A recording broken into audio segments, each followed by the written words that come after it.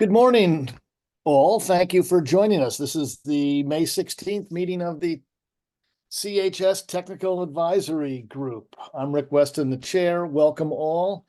Let's see, as a general matter, we ask that the TAG members keep their screens on, your video on, and everyone else off until and unless you are speaking, and everyone stay muted unless you're speaking.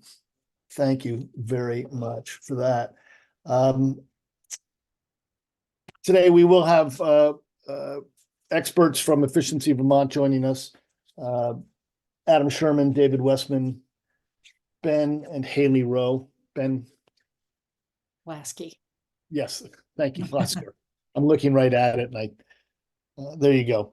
Okay, the first thing we will start with is the review. Well, first of all, the first thing is we should review the agenda. Are there any changes anyone would like to make to it?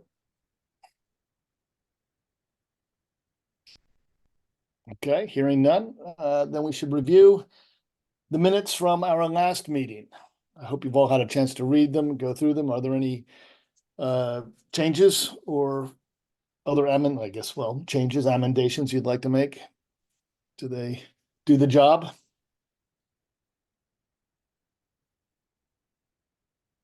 Hearing none, I'll entertain a motion to approve the minutes. So moved. Thank you, Brian. All in favor of the motion to approve the minutes of our May 4th meeting, May 2nd meeting rather? Signal by raising your hand or hitting your yellow hand. That's tends to be easier to see. There we go. I think we're good there. They are approved. Thank you, Deirdre, as always, for the terrific job. And let me turn it to you, Deirdre, to give us updates on the PUC. Sounds good.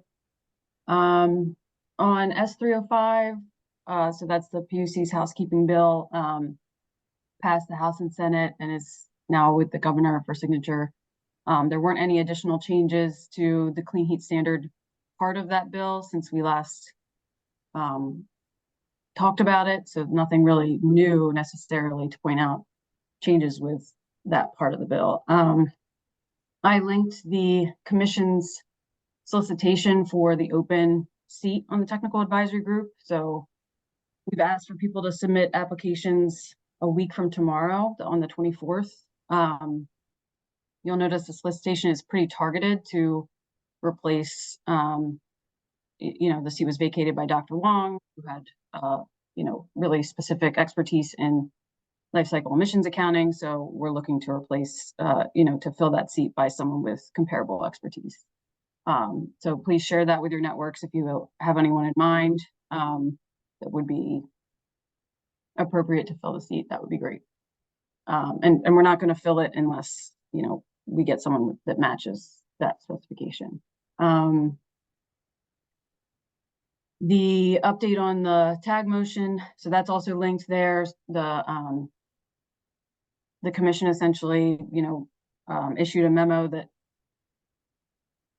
confirmed we don't intend for the first obligation period to commence before January 2026, but that the legislature ultimately decides whether and when the rule is approved, which will kind of direct to that obligation period. So that was responded to and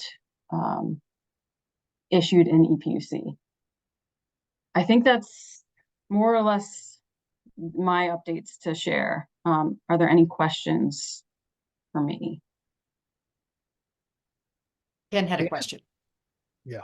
Yeah, with regards to S305 and the schedule for assigning a default delivery agent, Mhm.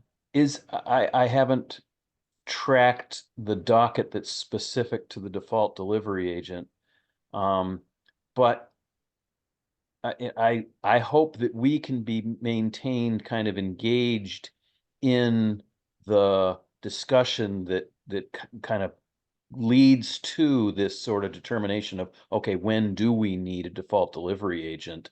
And not just when we need one, but even my thinking is even the application process, setting out an RFP and getting responses back will be very helpful in terms of identifying the specific role of the default delivery agent in clean heat measure development that's going to be important in the whole all of the work with regards to pacing and credit value. So I just ask, I mean, I don't know where the PUC is in terms of where they think, when they think that a DDA will be assigned, but I'm hoping that we can be kind of kept into that loop because there's so much overlap with the DDA assignment and their responsibilities and much of the technical work that we're responsible for overseeing.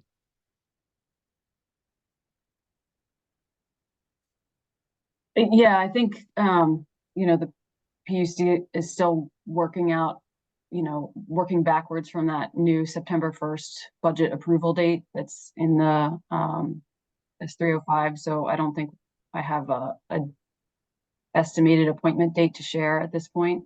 I don't know that the TAG is specifically involved with a lot of the details surrounding the DDA, certainly like the TAG's task on estimates on cost, might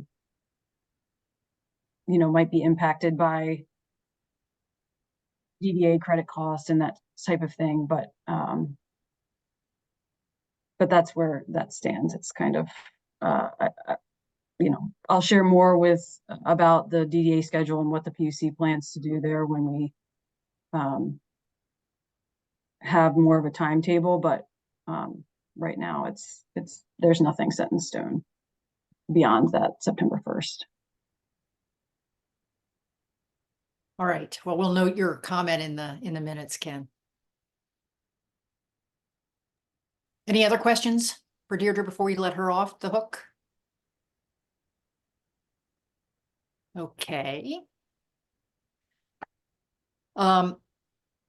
So we had next on our agenda the Opinion Dynamics update on their measures list, which was circulated to you in advance. No, we've got one more thing in between, Catherine. I'm going to explain what we're going to do next at our next meeting.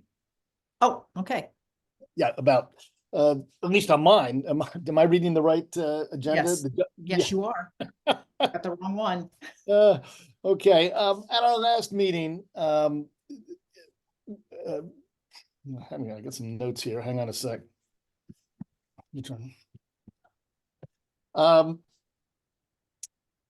We had a request at our last meeting to have a formal presentation from an outside expert who had some members feel has some important perspectives on the GREET model and modeling in general in the on carbon emissions and so on.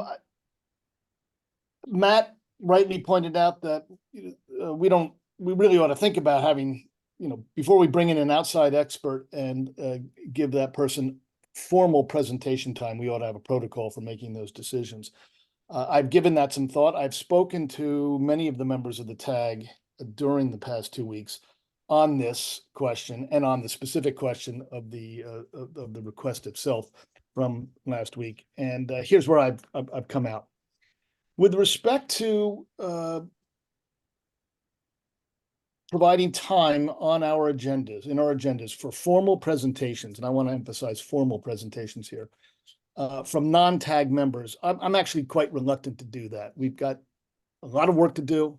We don't have that much time.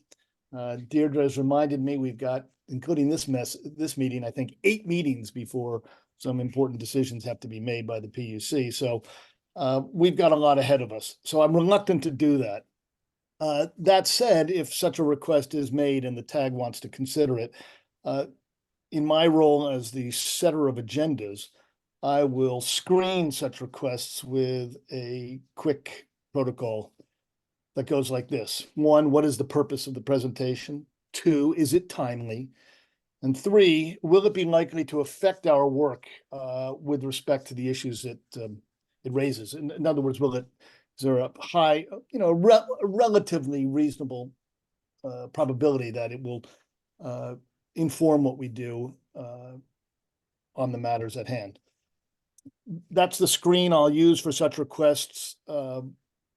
Obviously, the tag can overrule me when it comes to reviewing and setting the agenda, but that's where we'll start. As for the specific request that we hear from Dr. Cullen-Ward on various matters related to the GREET model, I've decided against it. We're not going to hear a formal presentation from the doctor, and it essentially for the reasons I've just stated. I've talked to, as I say, I've spoken to many of the TAG members over the last week, 2 weeks on this. My thinking about how we're going to proceed on this particular question has evolved. What we're going to do at our next meeting is dedicate about an hour to a structured discussion on the GREET model and matters germane to it. The precise structure of that discussion has not been set, and that's going to be the work of my work and Catherine's and all of our work. I'll be in touch with you all about it. I've spoken already with Ken and several others. We'll work that out in the next few days for the agenda. The purpose of that discussion is purely pedagogical, educational, to further educate the TAG members about the modeling challenges that we face, and to identify, those issues that we want to be particularly alert to, and to help prepare us for reviewing and commenting on the products of the consultants that we'll be seeing shortly. The discussion will not be intended to reach any particular conclusions by the TAG. It's just so that we can be better informed on these matters. I believe that Emily Levin, our NESCOM representative, will invite Dr. Cullen-Ward to participate as an expert on behalf of her organization. That is a right of all members of the TAG to bring in experts to help inform the discussion. And in that capacity, as they have already in our meetings, I expect him to participate. So it'll be really about questions and answers, identifying, as I say, particular issues that we want to pay special attention to. And I'm going to leave it at that, except to say that setting up that discussion and organizing it will be the task that I and others will face in the next few days, and I'll be in touch with you all. So, thanks. Brian. Thank you. That's great. Since you didn't mention it, I guess you haven't identified who's going to be leading that discussion. No, we haven't. That's right. Do you have a thought on that? And I do have one more thought to add as well. I forgot to mention one other thing. Go ahead. To the extent that someone would be available from Argonne, those are the experts, but that's short notice. But they would just be able to provide, I think, exactly the kind of briefing that you're talking about. Here's how our model works, but I don't know an individual there to contact, and that would be my first guess. Okay, well, actually, I hadn't thought of that, but perhaps we could get Michael Wong to speak. I mean, if he was our member, he might be able to devote at least that time. But we'll give that some thought in the next couple of days. I did fail to mention. Michelle, your pacing subgroup has been interested. My understanding is that you'd like to hear from the folks at ANR about their modeling as well. So there may be some coordination. There should be some coordination here between what you have in mind and what this session will look like. So I'll be chatting with you on that. Okay, well, a quick update. We were fortunate, Rick, and able to have our first meeting with the person who does the greenhouse gas inventory calculations yesterday. So there will be further ones, and we appreciate that opportunity to share it with the full group, Rick. Thanks. Great, really appreciate it. Thank you. Okay, Catherine, back to you. All right, so now we're off to opinion dynamics measure template, and I'm not sure if that's Zach or Joe or who is leading that. Joe is Yeah, going to this- cover that. Yeah, Joe? good morning, everyone. Let me share my screen.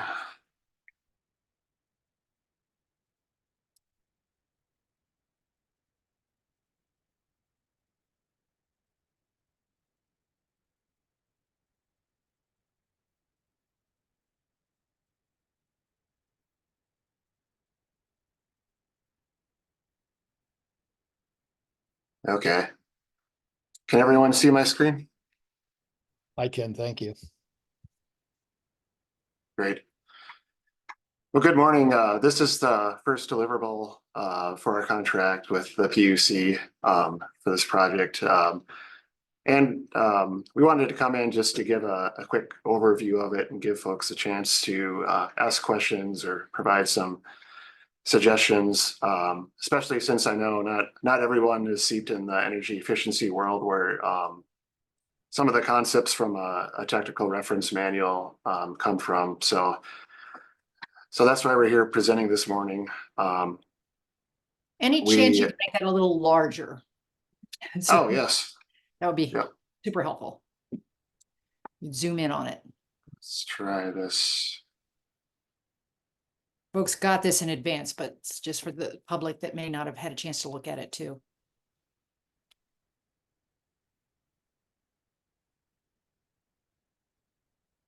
There we go.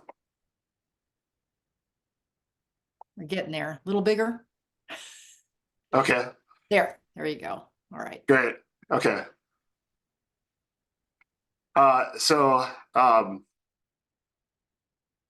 If you've had a chance to look at the memo, you've seen that we're envisioning two different formats, one for the non-fuel measures, and these would be contained within all of the areas except for areas 9 and 10, which are focused on biofuels and green hydrogen respectively. And we have a draft of each format in this packet. At this time, we're just delivering a format for the measure characterizations themselves, but we have this snapshot of the overall TRM, and this is just a draft at this point, but we're envisioning it to have an overview section where we'll have some material that's kind of global to the overall document, including the glossary, a technical reference section where parameters that are used throughout the measure characterizations are contained, and other items that will work with the PUC to formulate. It could be the purpose or intended use of the TRM. It could be a table of planned updates, et cetera. And then the measure characterizations themselves, we envision will be organized by end use, and we've looking at the measure areas in the Affordable Heat Act, we've outlined 6 different end uses here, which you can see listed. And we did borrow elements from the existing TRMs in Vermont, the Efficiency Vermont TRM, and as well as the tier 3 TRM. So we want to try to stay somewhat consistent with that, knowing that ultimately here we're characterizing carbon savings rather than just energy savings.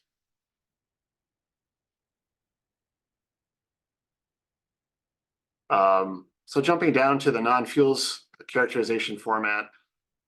So each measure will have a header section. Each measure will have a unique identifier. We'll list the market sectors that it's in, the end uses, et cetera. These are all different categories that kind of gives the reader a snapshot of where the measure falls, what its applicability, like what types of buildings it should be applied to, the decarbonization pathways. These are the mechanisms that actually save carbon and they're derived from the Affordable Heat Act. So we have weatherization, thermal efficiency, electrification, or electric load shifting. It tells you the applicable baseline fuels that could be used for the measure. And then the decision or action type, and this nomenclature is borrowed from the Efficiency Vermont TRM, but it has market opportunities. That means a customer is making a decision on one type of equipment versus another. The program is promoting the decarbonized or energy efficient piece of equipment. That's a market opportunity. New construction is what it sounds like. It's a situation where the equipment's being installed in a new building. Early replacements, that you're retiring the existing equipment early before it's failed. Or retrofit is generally means modifying an existing piece of equipment, adding controls to it or changing out one component of it. And then the delivery type is where does the program engage the I guess where does the decision point fall? Is it downstream, meaning it's at the point where the customer is working with a contractor to decide on a piece of equipment, or is it a midstream program where we're incentivizing suppliers to sell the more or the decarbonized or more efficient type of equipment? Any questions on this header section? Any of the terminology before I go on?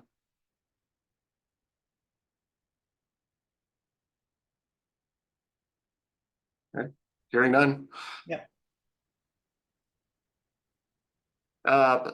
Then we'll have the measure description. Here we're just going to give an overview of the measure, any specialized technology or performance certifications or relevant codes and standards that apply to it.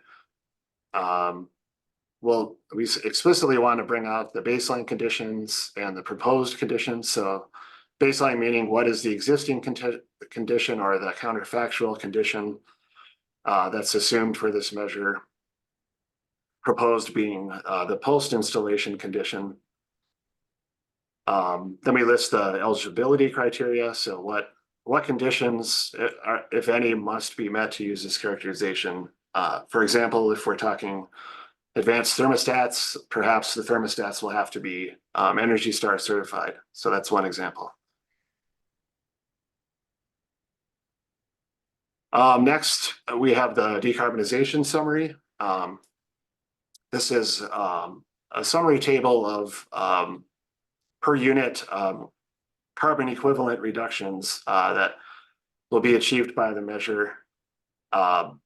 One thing that's a little bit unique here that you won't see in most energy efficiency TRMs is we have a range, and that's because we've been asked to provide that by some folks at the PUC. So at this point, we're planning to follow that guideline.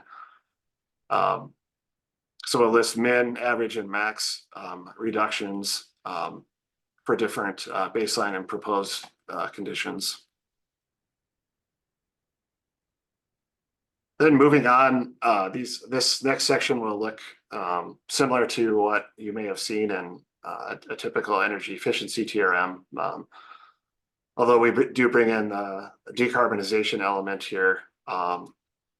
For most non-fuels measures, I think they will take the basic form of this algorithm listed here, where we have changes to the baseline energy use and changes to the proposed energy use times these emissions factors. Emissions factors will be in tons of carbon dioxide equivalent per MMBTU. If it's a fossil fuel, those emissions factors are basically constant, so we tend to put those in a reference section. If the baseline fuel could be electricity, then that's gonna the emissions factor will depend on the load shape of the measure, so then it would be contained within the individual characterization. And then the similar thing on the proposed condition for the emission for the carbon dioxide emissions factor. And then it goes on to the energy impacts algorithms. These are really the foundation of the carbon savings. So that this section will look very similar to a typical TRM where we have the specific formulas for the energy impacts, and then we define the different variables that are used in the algorithms. We're going to provide a measure life, just like a typical energy efficiency measure, where it's the average life of the installed equipment. So what is the range of savings? What is the duration of the savings for this measure? You know, it could vary from 25 years or more for an insulation measure to you know, only a few different years for maybe something like a faucet aerator. So those details have to be worked out, obviously. And then measure costs. So here we're going to provide estimated costs for the installed equipment.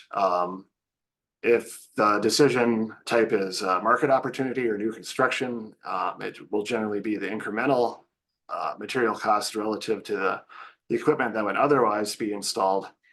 For replacement and retrofit measures, it will generally be the full cost of installed equipment.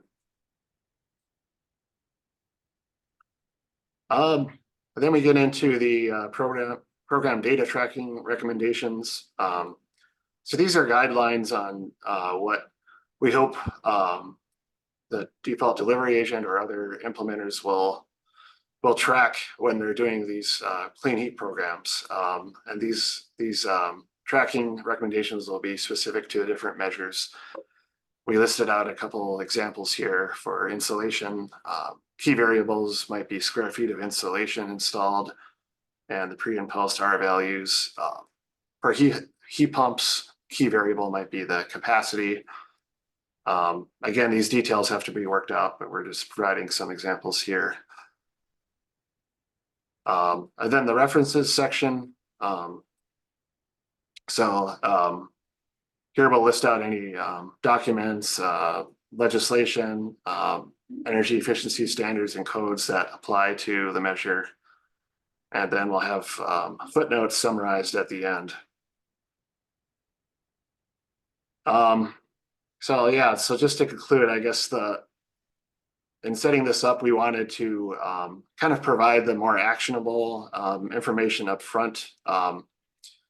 And so that's why we list this table of reductions up front here. And then the kind of details are provided more at the back end. The other thing we are taking into consideration here is to try to make the TRM as easy to update over time as possible. That's why we propose having like the common technical assumptions that are used throughout the different measures, having those upfront in one section. So those can be updated if need be in the future. And there's less likelihood of missing an update in one of the measures if they're all contained in the same section up front. All right. Let me just go on quickly to well, let me stop there and are there any clarifying questions before I go on? Brian? Yeah. Thanks, Joe. Can you go back up to table 1, please? Yeah. So these are life cycle. I think we have to work out whether they'd be life cycle. I think they would be. I think actually they would be annualized. That's a good question because we'll list annual reductions here, and then we provide the measure life down below. But upstream emissions included. That's what I mean. Yeah. Right. And so, do you know? Maybe this is a question for the PUC if they asked you to do the range, and don't get me wrong, I'm all about ranges because these numbers are not hard numbers. But do you have a concept for what you're going to do? How you were going to establish a range for emissions reductions? Yeah. Let me go down to the example here. So we included an example of an insulation measure in the packet. So we listed out a few different scenarios here. For example, the single family going from an uninsulated external wall to an R11 wall. So the range here might reflect the different efficiencies of the existing heating equipment that's installed. It could also reflect the types of fuels that are used with this insulation measure. We envision, it could be used with fossil fuels, it could be used with biofuels, it could be used with electric systems. So both of those factors, the equipment efficiencies and the fuel types, would be reflected in the ranges. Does that answer your question? I still don't really get it, but let's move on to Ken and Patrick. Let me think about what you just said. Yeah, my question is in regard to the program data reporting, especially with regards to weatherization, in that some of the installed measures started in January of 2023.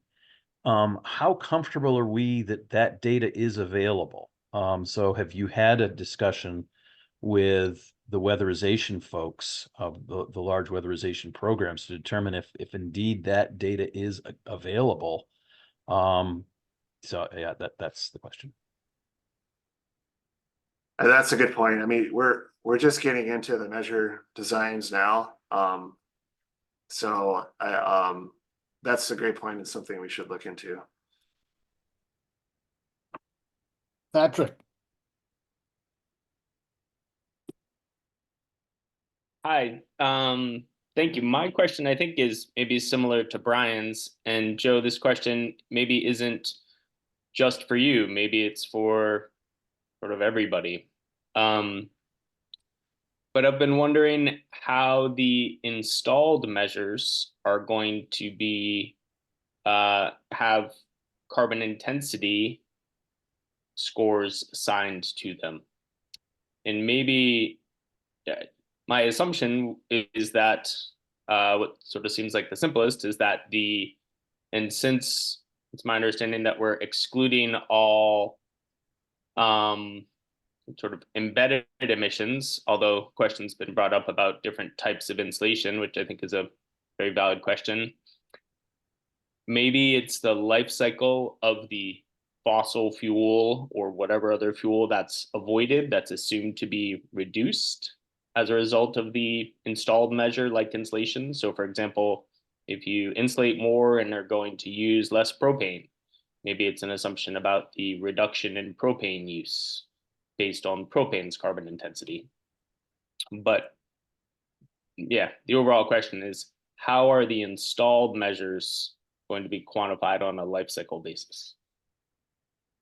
Thanks. Yeah, so I could just start out by saying that we're, as far as I understand it, we're just providing carbon equivalent savings on a lifetime basis. So here we're expressing the annual reductions, and we have a measure life. This TRM is not intended to cover the credit scoring. So at least that's how I see it at this point. Yeah, I understand that and appreciate that, and didn't mean to put you on the spot, but that's why with that question, that's not just for you, but that's why I started at the beginning, and it's something I've been wondering through this whole process. And when I read, I don't want to take us on too much of a tangent now, but like when I read the credit ownership questions, it came up for me there too, is how in general for everybody to think about, or if somebody has an answer, how are installed measures going to be quantified on a life cycle basis? Or perhaps in the regulation, they don't need to. Thanks. Thank you, Patrick. I'll just say when we get to that point, this question's come up and we did not address it directly, but yeah, I appreciate that. Brian? Yeah, so the Affordable Heat Act says, it says what you just said, Patrick. Everything gets clean heat credits based upon the life cycle emissions of the fuel that's avoided minus the life cycle emissions of the fuel that's used instead. So for like an installed measure like insulation, there's avoided fuel, propane, natural gas, oil, what you're not using because of the increased building envelope efficiency. And then the life cycle emissions of the fuel that's used instead in that example, there isn't any, right? So there's no adjustment to that. But I hope that's helpful. But then Joe, you said something that confused me a little bit where you're saying this is not intended to support the credit valuing. And that's exactly what this is doing, or that's what I thought that this was doing, which is why I asked you about the range. And if you are, you appear in the algorithms to use exactly the emissions avoided versus what the emissions from the fuel used instead. So this is exactly what how the credit scoring is going to work, I think. So my wording was probably clumsy. The development of the credit for each measure.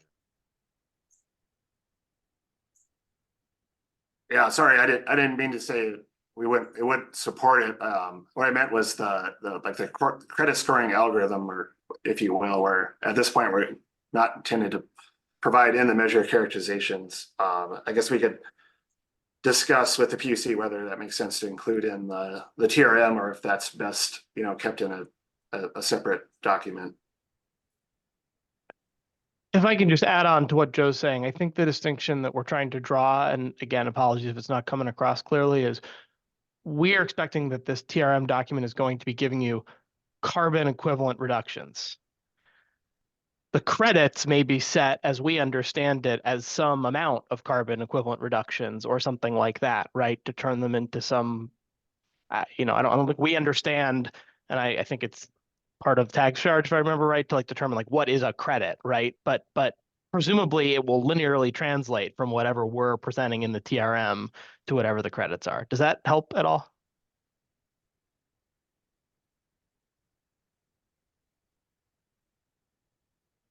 I have the Affordable Heat Act around. I don't want to get into it. It's like the credits, they give the value of the credits. It's mass CO2 per, I think it's per unit of energy, right?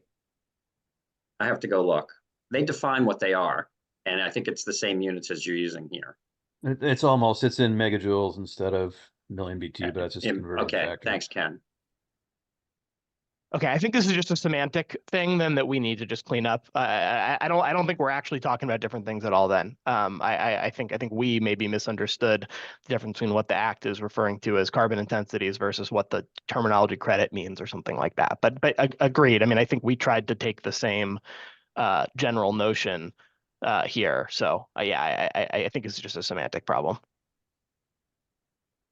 Okay. So wondering if we have other questions specifically about the memo and the content of the measures characterization template. Any questions about what Joe's presented? The two questions. One is just if there is a simple one-to-one linear conversion to credit, would you, based on this, would you then be providing it? And then second, on the tier 3 side, there's a planning tool that's provided by the folks that make the TRM that is more of a Excel table of measures and the key characteristics that we need to kind of record as we're creating or incentivizing measures and then documenting the savings. Is something like that going to be provided?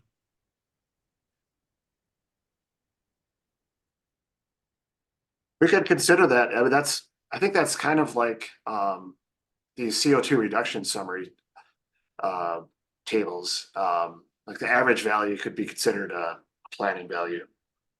So we could consider splitting that out into, I don't want to speak out of turn, but we could consider splitting that out into a separate document. Okay, yeah, I mean yeah, exactly. If it's something like that, again, if you've seen the tier 3 planning tool, that's becomes a very helpful tool for the when projects are actually getting implemented. TJ, your hand went up and down. In the meantime, let's go to Emily. You can tell us if you want to get back in the queue. Yeah, two questions. One, I don't know if this is really a question for opinion dynamics, but I'm just trying to remember how lifetime, measures with a long lifetime are credited. And you used the word annualized earlier in describing something, but is that all front loaded, like the full estimated lifetime savings are counted in that the first credit year, or does the person have a credit for the full? This is like more a question about how the Clean Heat Standard works. So maybe someone else wants to take this one, but if somebody could remind me how that is handled for long-lived measures, that would be helpful. I think Yeah, my memory is they're distributed across the life of the measure. So you can't earn all the credits in the first year, or at least I think that's my memory of the Clean Heat Standard wording. So if I, as an obligated entity have invested in, long-lived measures like a heat pump or weatherization project that's in place for 15 years, then I can count that towards my credit obligation for that entire 15-year period. I think some of those details still need to be worked out, like how they're earned and banked, or set aside, but there's so I think that part is not clear or defined. You would claim them in each year. Okay, so it's helpful even just to know that that's not fully decided yet. And my other question is maybe more specific to this tool. I'm curious how it would work if, we have entities like weatherization agencies and Efficiency Vermont that are already involved in measure installation and using various approaches to count the savings for those measures. And if some of those measures,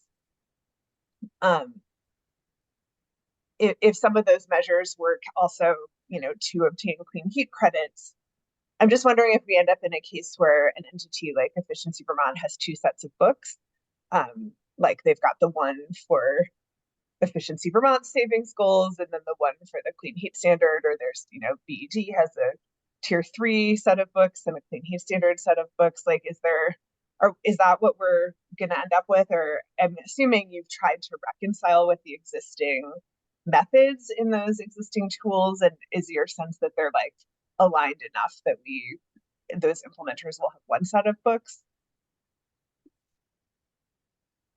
well, I can just say that the guidance we've gotten is we should definitely review those other TRMs and adopt the methodology as we see fit, I guess.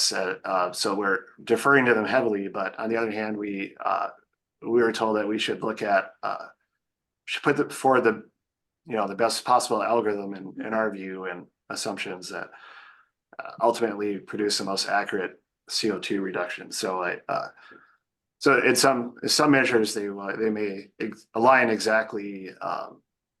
Others may differ.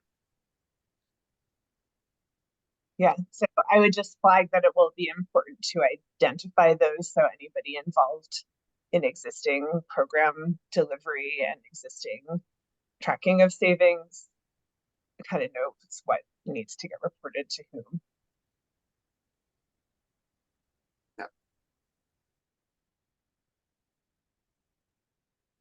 TJ. Yeah, I'll just ask this question for confirmation because it kind of flows into the next agenda topic, which is why I kind of wanted to go last. Can you confirm, when you talked about electricity, you said the measures electricity emissions will be based upon its load shape, which infers to me that you're going to use a marginal emissions value, maybe perhaps a short-term marginal emissions value if it's based on the load shape. Is that correct? I'll stop there. That's a topic of hot discussion for us right now. We're reaching out to the potential study on NV5 to discuss that and hopefully land on the similar methodology, but we haven't decided yet on the details of the emissions factors. Okay, great, thanks. And I'll talk about that momentarily if there's no other questions on your doc. Yeah, it looks like your timing is good. I don't see any other questions. Oh, Ken. Yeah, just a follow-up to what TJ said. Yeah, this is in terms of utility controlled hot water heaters specifically. If there's an increase in the actual utilization, in the use, by scheduling their use, that actually might cause an increase in energy consumption. This is going to get to the whole reconciliation part. The fact that we're reducing the emissions from the electric sector doesn't count in the thermal sector. But if we increase the total energy use, it does count in the thermal sector. So, I just kind of raise that, and I don't know if there's a question in there, but that sort of observation is one that's going to make that particular topic pretty tricky.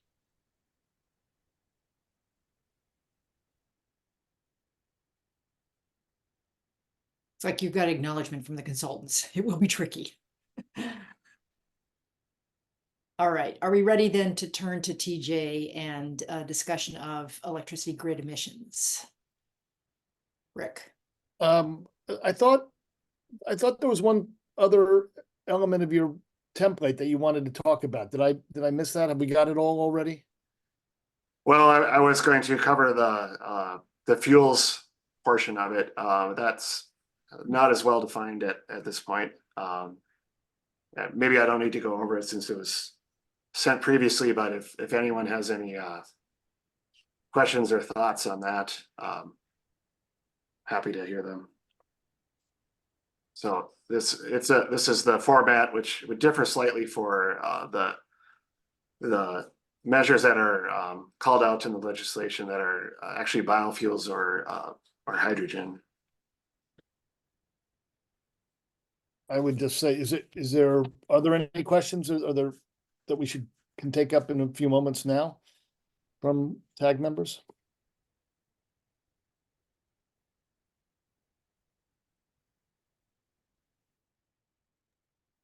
And if not, then I guess we're ready to move on. Great, thank you. Joe, Zach, thank you very much. Much appreciated. You're welcome. And I understand you'll both be back at our next meeting to talk more about measure characterizations. Yes, along with our colleague Kevin, who talking about the approach to life cycle emissions. Great, look forward to that.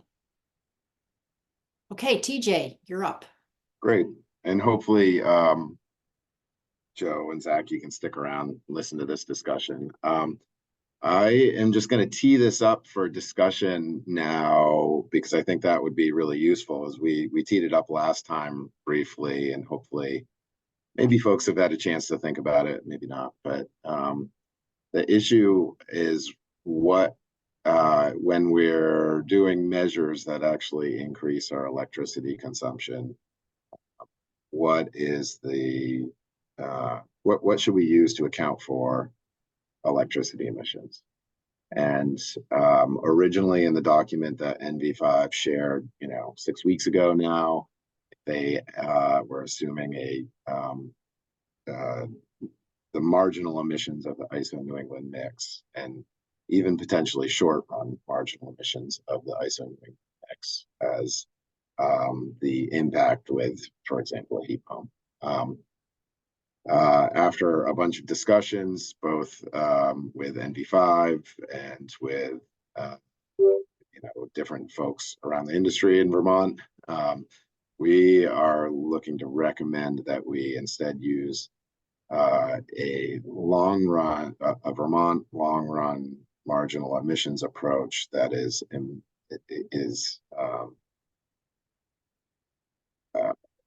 shown via the Vermont portfolio mix as a proxy for that long run emissions value. So I think I gave kind of the justification for that last time, but I kind of want to just, I'm happy to do that again if folks are interested, but there's only 10, 12 minutes here, so I'd be interested in hearing people's comment on that if they're, unless I need to tee it up more. Well, I know Rick has a point of view. Yeah, and I'll start. And let me say that I feel strongly that that is the right approach, TJ. And the reason is really simple. It's conceptually the way we calculate incremental change in anything, whether it be cost, emissions, or whatever you want to measure, is to take and let's just talk about in economics, it's marginal cost or incremental cost if we were talking about a larger increment. The proper way to calculate that is to compare the total cost of one scenario, let's call it business as usual, versus the total cost of another scenario. And over the period that you're talking about. And in long-term planning for the grid, we're talking about 10, 20, 30 years. So you take, conceptually, it's simple to do, arithmetically, can be complicated. But you compare the total cost of one scenario to the total cost of the other scenario, and you have the difference in cost, and that's your marginal cost, your incremental cost. You would do exactly the same thing with emissions. Okay. So we're talking about emissions over, many years. If we relegate the emissions changes to the short run marginal emissions of the grid, we'll always be talking about the New England margin, and that's going to be largely natural gas. And you will never capture, as you want to capture, changes to the overall portfolio. And in this case, I agree that it should be a Vermont-based portfolio, but you could do it for the New England grid if that's what you were interested in. But for the Vermont, you'll never capture the changes in over time of the Vermont portfolio, which are being driven by changes in the market, changes in investment, and changes in policy. And so, in fact, marginal changes in emissions will, over the long run, will capture those changes in the portfolio if the math is as I described conceptually. Furthermore, you'll capture, since it is the Vermont portfolio, and we do make our purchases ostensibly to match the demand we expect in Vermont over the long run, that really does capture, in my view, it should capture how Vermont demand is affecting the Vermont portfolio. Even though our portfolio gets dispatched within and by portfolio here, I want to be clear, it's the portfolio of generating resources and demand resources that Vermont has entitlements to. They may be in Vermont, they may be elsewhere in the region, they may be in New York, and in fact, we know they're in Quebec. So but it's our resources. We purchase those resources to meet our demand. So in the long run, there is a match between what we're demanding and what we're purchasing and ultimately dispatching. So for all those reasons and more, I guess, I think that the approach that you've described, TJ, is the correct approach. Ken, do you want to add on? Yeah, I certainly agree with what our chair said, but I do want to add another factor, maybe two factors. And one is this reconciliation piece again. If we evaluate the carbon reductions for an electrification activity in Vermont, but the carbon emissions from increased electricity use are factored into that credit creation, it won't be factored into the inventory because that's the electric sector. So it just and I know we're going to deal with reconciliation a lot, but that will just make it harder. And then the second piece, overlapping piece to that is it will make it almost, I shouldn't say impossible. It adds a deep complexity for Vermont to meet its targets if we're going to rely on New England's approach to electricity generation, which is what the ISO New England portfolio using that. If the rest of New England isn't gonna follow up with decarbonizing their electricity, and we continue to have to use that as a mathematical piece, well, we're not going to get there. And I'll say it's not our fault. So for those reasons, I strongly agree that we should use the Vermont portfolio. Can I ask a question, Ken, on the reconciliation? So I get the life cycle versus kind of GWSA accounting reconciliation we have to do, but when you say it won't be counted in the portfolio, it seems like this approach eliminates a need for reconciliation because the GWSA greenhouse gas inventory accounts for the portfolio and Vermont's portfolio mix on the electric sector. So if we use that in accounting for our increases in load, then yes, anything that's not clean in our portfolio will still show up in the inventory, but we will have clean heat standards jobs reduce emissions in the thermal sector. And that portfolio on the electric side is going to be 100% clean by 2035. So I'm not sure where the reconciliation happens. Yeah, what I was saying, right, is if we don't use Vermont's portfolio, then it adds that piece of reconciliation that we're right. If we do it our way, I'll say our way, if we use the Vermont way, then you're right. We don't have it. But if we don't, if we use ISO New England, okay. Yeah. Thank you. Yeah, I misunderstood. Thanks. TJ, I would just add one quick point. That was helpful discussion about demand response. I don't think demand response necessarily should only be treated as a short-term resource.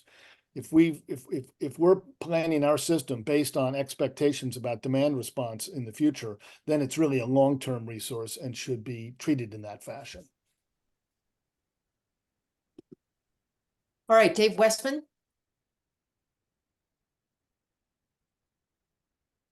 Thanks. I just want to clarify that Emily's our delegated TAG representative, but I believe we've listed a couple Efficiency Vermont experts for participation. So yeah, thanks for the comment. TJ, I guess I have a question.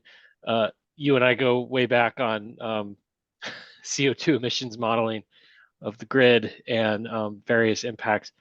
I guess I just want to be clear on methodologies here. As maybe not everybody knows, the commission has a really complicated and very precedent-laden practice right now for establishing how energy efficiency reduces emissions from the grid. It's largely based on that marginal emission rate that is projected on the ISO New England grid over the long run. The methodology that is consistent, more or less, largely consistent with the International Greenhouse Gas Reporting Protocol, which identifies emission reductions as being a reduced electric load causes those marginal generators to reduce less or to produce less. And so that, as Rick pointed out, is largely natural gas. And so the energy efficiency portfolio is largely shown as reducing natural gas generation on the ISO New England system. That's consistent with the International Protocol for Greenhouse Gas Reporting. And they have a slightly different, and it's worth pointing out, slightly different methodology for increasing electric load. And that is to take the system average emission rate, because you can talk to the folks in Europe who helped to develop it, but generally, as I've understood it, is that you can't pinpoint where electric load increased exactly in the same way that you can pinpoint where electric reductions reduced the need for marginal generators. And so my suggestion here is that we try to maintain consistency with those international protocols, because coming up with homegrown Vermont solutions may sort of meet the expediency of the moment, but create some long-term inconsistencies, I guess is what I'm suggesting. So I would just encourage us to look at those international protocols that are accepted by frankly, countries and states like Vermont that are trying to do this right and make the accounting appropriate. So I'll just say, I agree that we need consistency in how we treat load increases and decreases. Right, just for everybody's reference, right now, when we increase load in our tier 3, for our tier 3 programs, that increased load, the fossil fuel reductions are calculated in a manner that takes into account Vermont's electricity portfolio. So in that respect, we already have inconsistent treatment, and I really worry about that inconsistent treatment with across policies, because that is going to lead to inefficient outcomes. My understanding of that international GHG reporting protocol that you're referencing is that's for businesses and for individual entities that are reporting, which is, I think, in my mind, a little different than state policy and policy. But that's debatable, and we have debated that before. So I want to I hear what you're saying about that, and I just wanted to throw that out there as well. And yeah, I think it's an issue that is really important to kind of be consistent.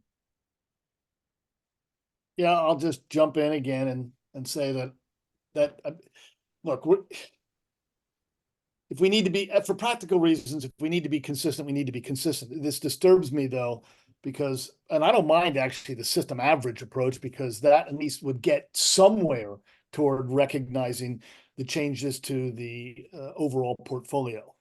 Essentially what happens to changes in investment to the inframarginal units. But my concern about going with New England's grid is it means that in effect, and Ken got at this a moment ago, it means in effect that we're handing over to the rest of New England the improvements that we've made in Vermont as a consequence of our policy. And that just gets lost. And that really rankles me. But as you say, it's complicated and there are things to debate, but you've got my opinion on it, TJ. Emily, and then Casey, see if we can wrap this up. Emily? Yeah, I'm just wrapping my head around this issue for the first time, but I just want to, I guess I have a question about how the life cycle accounting will work for an electrification measure like a heat pump. If that is installed under the clean heat measure, and for all measures, both fuels and weatherization and everything, we're accounting for the full life cycle emissions, and that full life cycle of the heat pump emissions includes the electricity generation. But that increase in electricity generation is outside the RCI sector. It's in the electricity sector for the purposes of the Vermont greenhouse gas inventory. Nobody is saying that we don't count that increase, right? It's still counted towards, or is it not? Like, are we just, I'm now confused about whether the increased electricity usage is counted, in the accounting for clean heat credits, or whether it's excluded. And it's just a reconciliation issue because we're counting it in the clean heat standard and it's counted differently in the GHG inventory. So I think Matthew's listening, he can correct me if I'm wrong, but I think the idea is that we would use the electricity portfolio and the makeup of that, and that would need to assume sources. Like for instance, Hydro-Quebec has some life cycle emissions associated with it. It is really small relative to, say, a natural gas generator. But there are life cycle emissions to hydropower, and those would need to be accounted for in the calculation of a clean heat credit, because those credits are really like the life cycle CO2 equivalent impacts, right? And so, so I would say that those would be accounted for in the calculation of a clean heat credit. And then when we translate the number of credits necessary to meet our actual GWSA requirements, which are based on inventory and not life cycle, that's we kind of do that math based on, you know, an estimated measure mix of how many heat pumps we think are going to be installed. And so then we say, okay, well, we need this many heat pumps then to get to the reductions, this many credits. Okay, so it's a reconciliation. I just wanted to make sure it wasn't the case that those electricity generation impacts are not counted in the clean heat standard, which it sounds like that's not what's happening. It's just, yeah. Right. Yeah. Thank you for that. It was a good question, and Matthew messaged me that I got it right in terms of what I was thinking how we're approaching it. So that's good. Great. It's so fun how every layer we we peel the onion and we find more complexity. Yeah. All right, Casey, last question. And just hoping for some like slight expansion from Dave Westman on the concern about the inconsistent, like long-term inconsistencies, if there's something that we're missing that's coming down the pike, or is it more of just TJ's concern generally that, you know, they're treating things differently and different programs can lead to inefficient outcomes? I'm definitely concerned about that, but are we missing something? Yeah, sorry. No, this was a question for Dave Westman. As part of what he was saying that there's like longer term issues. Is it just the general issue of inefficiency that TJ is raising, or is there something else that we're missing? Well, yeah, I think it's a great question, Casey, and I think Emily's question was also getting at that too. Is that, you know, we're identifying this discrepancy between what the state inventory has set as the target and what the reality is of what electric load in New England, what electric load in Vermont is driving as far as New England resources being used versus how they get treated under state policy with the rec market. And so, you know, that's where I grow concerned that there is potential, and where there is potential for asymmetries in the market. You know, we have created through the Clean Heat Standard a market for clean heat credits that will be monetized, and so getting that market right in a way that is both consistent with policy and will stand up to the long-term rigors of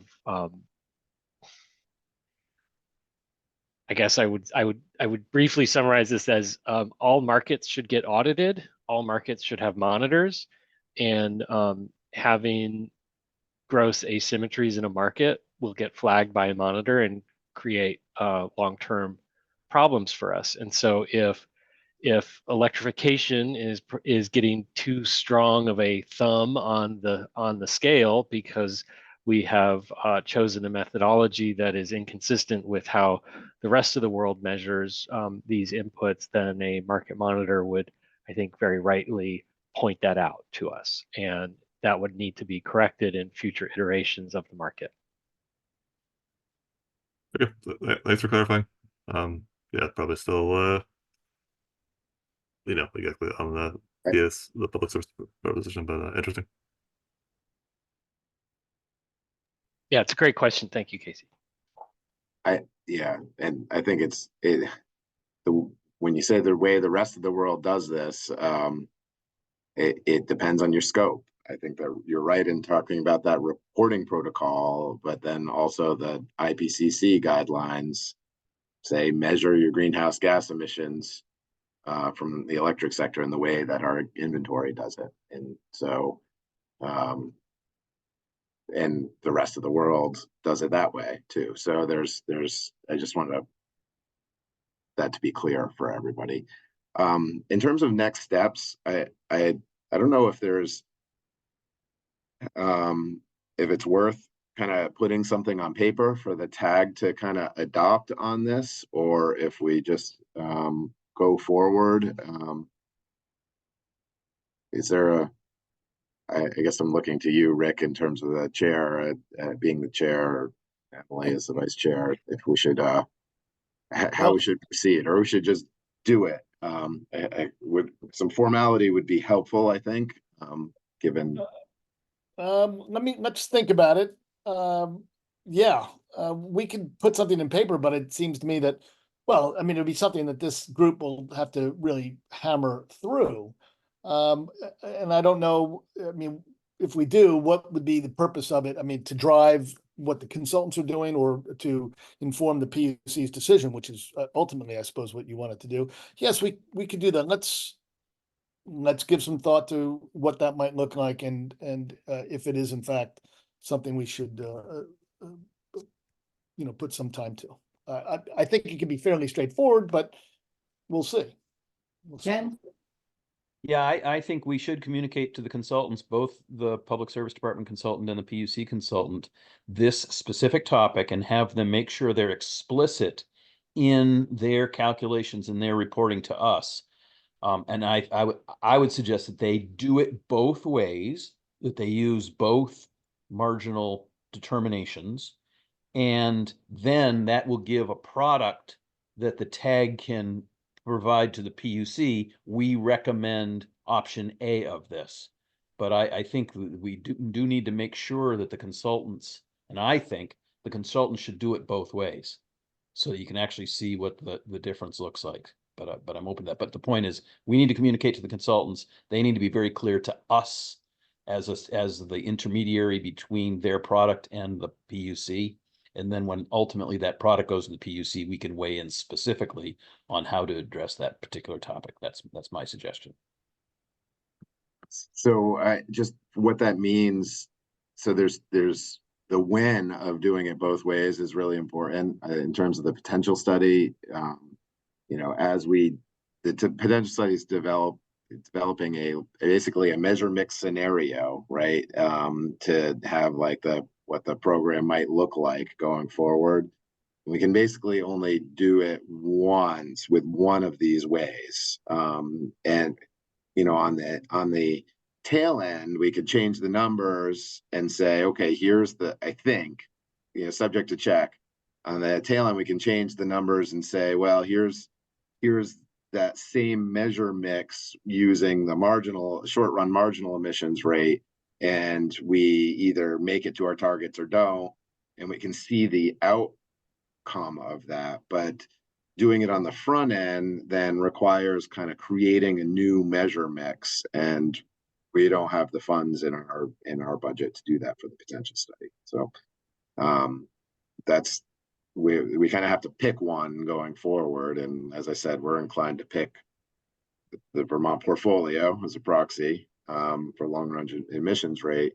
And then, on the tail end, it's possible to do that other analysis, I think. But on the front end, we need more money and time. Well, I would say for the purposes of this discussion, we need to move on, but I'm happy to start an offline discussion about what a statement like that might look like, and let's come back and vet it with the group. But for now, that's I think we need to move on. Is that okay? Yep. Thank you. Thanks for the discussion, everybody. Thank you. So we did have next the Equity Advisory Group report from Matt and Emily Bosco. Emily, you usually lead off. Thanks, Catherine. I have a quick update. I shared with the Equity Advisory Group some feedback we discussed in our last TAG meeting around the framework that was shared. And the framework subcommittee on the Equity Advisory Group is meeting to discuss how the framework could be best used by the TAG and the PUC in decision making. So that's the next step. For the final report, the Equity Advisory Group final report, we're starting to fill out some outlines within a draft document as a group. Right now, we're working on the demographics section.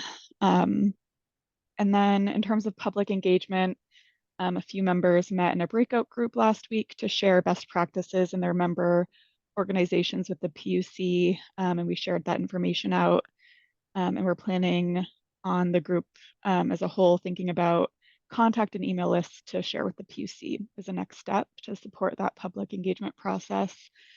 And we also had a brief discussion around credit ownership and shared a memo with the PUC that I believe will be available to see on the PUC website.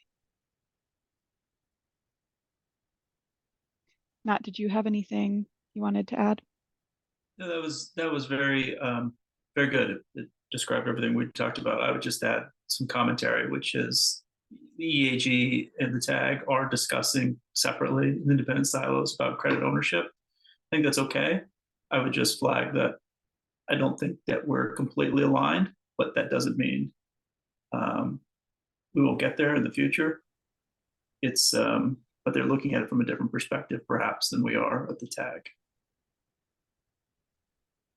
And having talked to the EAG facilitator yesterday about this, I understand that the EAG is going to, they would like to see our memo after discussion today to see where that potential misalignment might be happening. So they're very aware of that and are trying to, and I think maybe the same could be done for us if we, if we take their memo when it's ready. I'm not sure if it's at that point yet, but when it's ready and do the same. TJ? Yeah, I just wanted to, I think, Matt, you said this, but echo that the Equity Advisory Group and the Technical Advisory Group can have different opinions on things, and maybe should in certain instances, because they're coming from different perspectives. And my understanding is that on the credit ownership, the memo or recommendation is also expected to have a dissenting opinion. So there's going to be kind of a fulsome discussion in the memo that for people to think about. So just those 2 points. Do you mean the EAG's memo or our memo? The EAG's memo. Yeah, okay.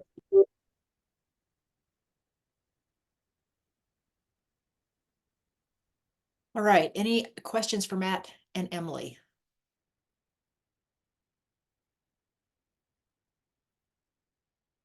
Okay, we are running about 10 minutes behind. How do people feel about a 5-minute break? Would that be acceptable so we can get at least 5 minutes? Sure. So we will come back at 10:55 and start with our breakout group status reports. Talk to you then.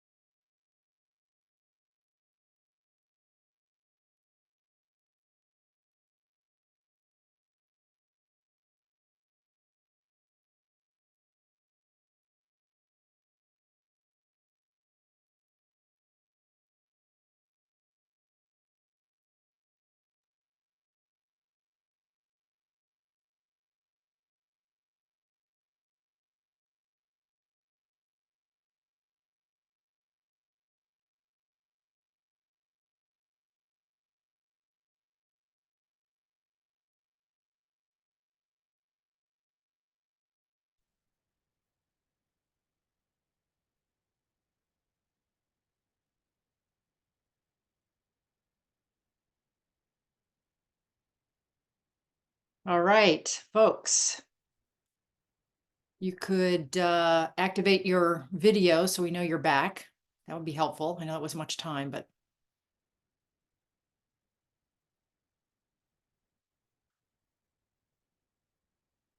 There you go. And Rick, I don't know, let me know when you want me to screen share, but I think you might have a couple of comments to start. Sure. Welcome back all. The credit ownership subgroup report is dedicated to a tag review of a document that you were all sent 2 days ago. Hope you had a chance to read it. It's about 4 pages, and there's a bit in it. I want to spend a few moments just describing the document and the hope for our work in the next 45 minutes.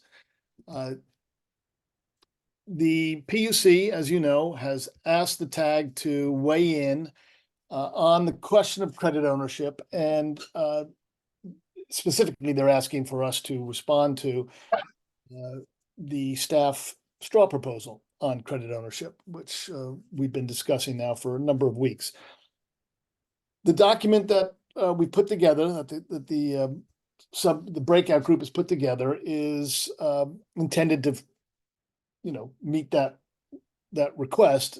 By the way, the PUC is hoping we can send this by tomorrow.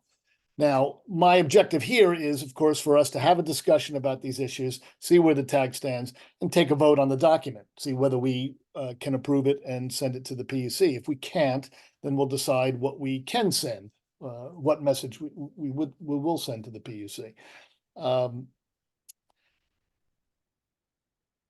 So with that in mind, let me just describe the document, briefly. The first page is just the background, and in fact, it quotes from the staff straw proposal. The 3 primary bullets and the 4 sub bullets under the 3rd bullet are a direct quote from the staff proposal. It is the methodology for determining ownership that the staff straw proposal suggests. The next section of the document is it's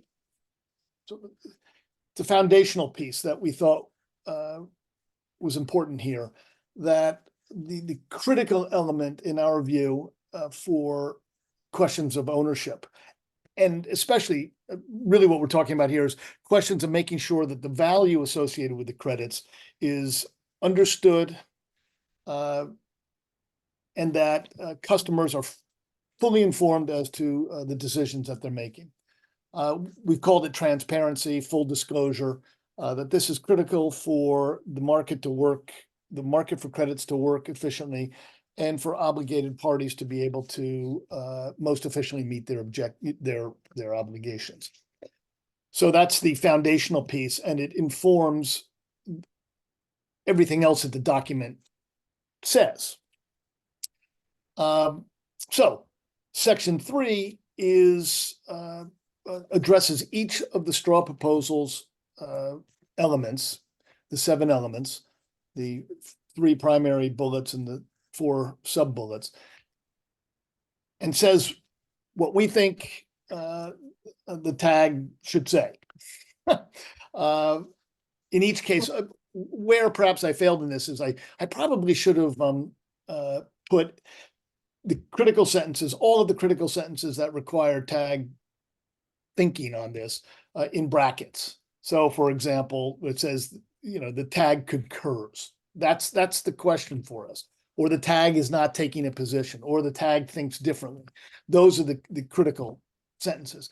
But of course, the discussion, the explanation for how we reach our decision is important too, and we want you to weigh in on these. But at least in one case, at the end of Section 1, C1, the last line is in brackets, and that's the line. It's in brackets because that's the one that essentially we want to make a decision on. But as I say, I should have done that with other sentences as well. Sorry.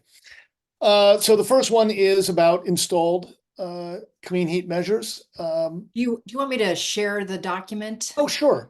If you, I mean, Have yes, some please do. comments Please on do. it? Forgive me. Yeah. The first one's on installed clean heat measures. As you can say, as you see, you can read it. I'll just say that the position that we are recommending the TAG take is to generally agree with it, but there are nuances here, and we're just not taking a position on them at the moment. With the second section, and we'll come back to these one by one, but I just want to briefly, the second one, C2, has to do with clean heat measures for multi-owner properties. And again, here we don't unconditionally agree with the point, but think that the same caveats, the same points that we raised in the previous section are relevant here. And you'll see that the document throughout is hopeful that a lot of the questions that we're struggling with, or not struggling with, that we're taking a position on, are going to be in the long run matters of contractual arrangements through full disclosure and understanding of what the options for customers are. For delivered measures, C3, we concur with that. C3A, that is. C3B, that and C3D really go together in our mind. So you go down to C3D to understand where we think the TAG ought to come out on that. With respect to delivered fuels from a natural gas utility, this seemed fairly straightforward, and we recommend agreeing on that point too. Let's see. Finally, there are 4 questions that the straw proposal asks, and we've answered them here. For the most part, we think that our responses to the 7 points, the 7 specific points of the straw proposal, answer these questions, but we went into a little more detail in a couple spots here. So those 4 questions are essentially greater explanation of how we reached our conclusions. And then we raised some other points there, relevant to those, just went into a little bit more detail. You should recognize that to a large degree, this document reflects the minutes in the meetings that you've seen over the last like 3 or 4 meetings, at least 2 or 3 in any case. It follows from those discussions. It's built on those discussions and tries to hone in on or focus in on where the critical issues were. So with that in mind, what we'd like to do is go through it item by item, get the read of the TAG, see where you think linguistic changes are needed, if any, and then at the end, take a vote on it.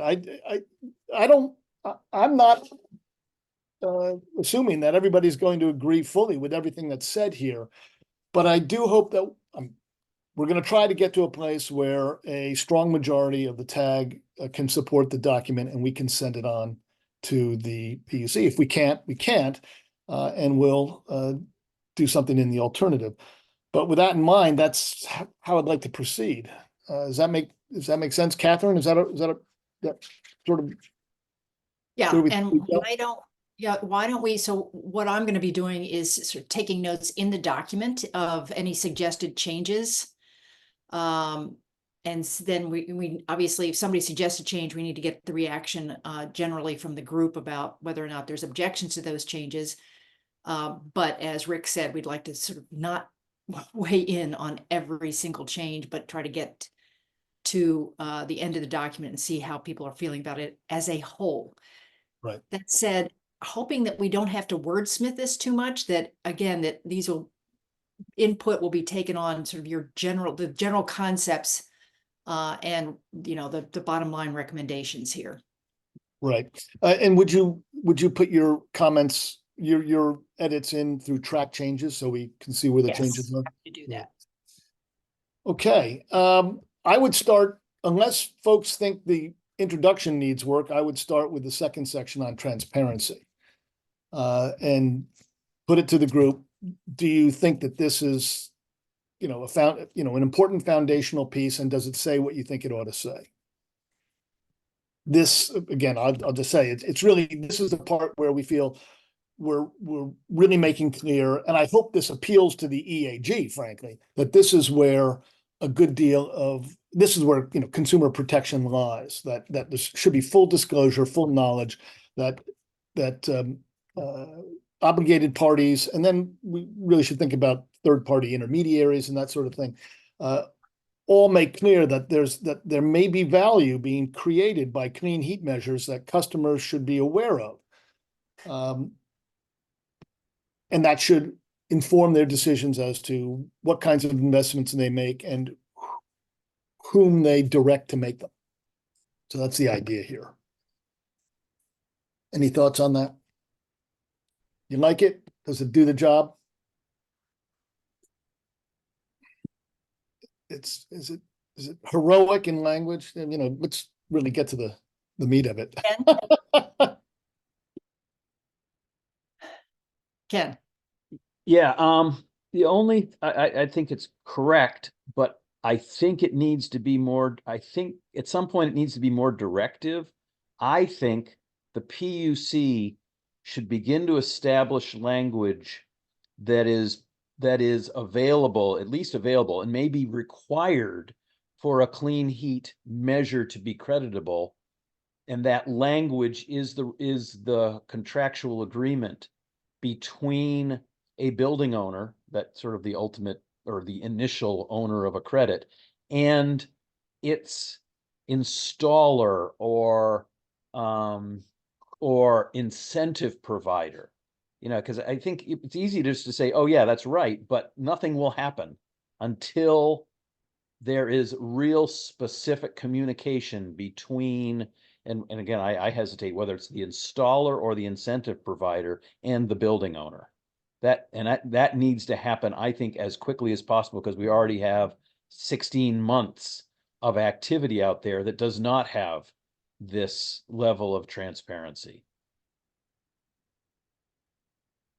So to some, I would add a sentence asking the PUC or directing the PUC to establish language that should be provided to incentive providers and installers.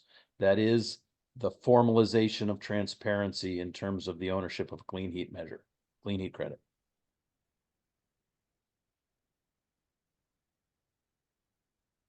I don't disagree with that, Ken.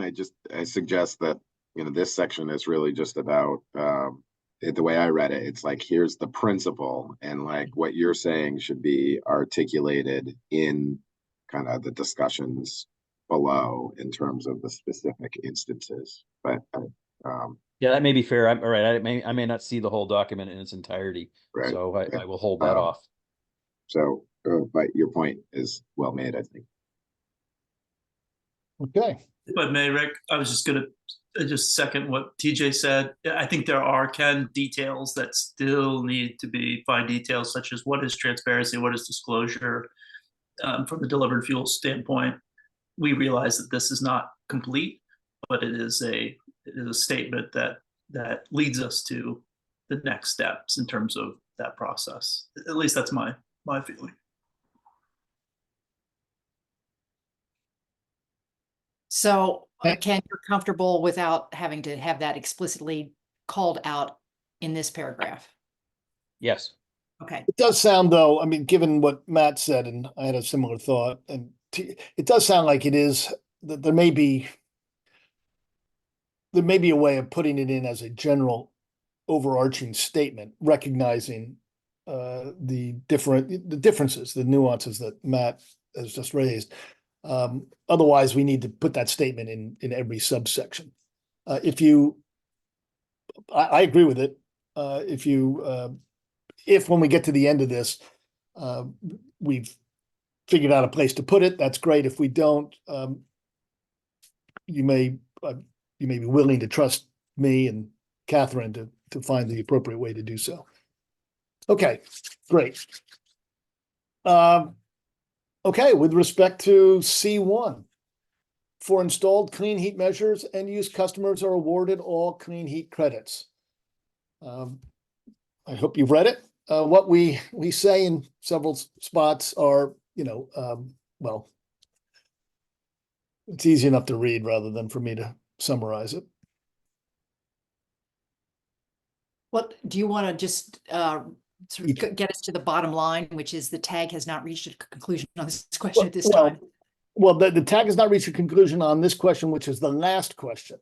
That's the question of whether there should be some form of support for market and workforce development of clean heat measures that comes out of the clean heat credit program, or should that support come from the market itself? This is what people have to do in order to participate in the market, or should there be other public dollars? This is a point of discussion that the subgroup dug into quite deeply, but only could reach a conclusion on this, a non-conclusion at this point, just a recognition that this is an issue, and it's one that the PUC will need to be thinking about as it structures the market. The earlier points are that for installed customers who install their own clean heat measures, they pay for it, it's their initiative, so on and so forth. They're entitled to the clean heat credits that the measures create. We do again raise the disclosure issue, and the potential value that these will create. Our expectation as a general matter, though, is that the customers themselves will not be selling their credits to into the market, but rather negotiating with their chosen contractors on how that value is reflected in the cost of their investments. Ken?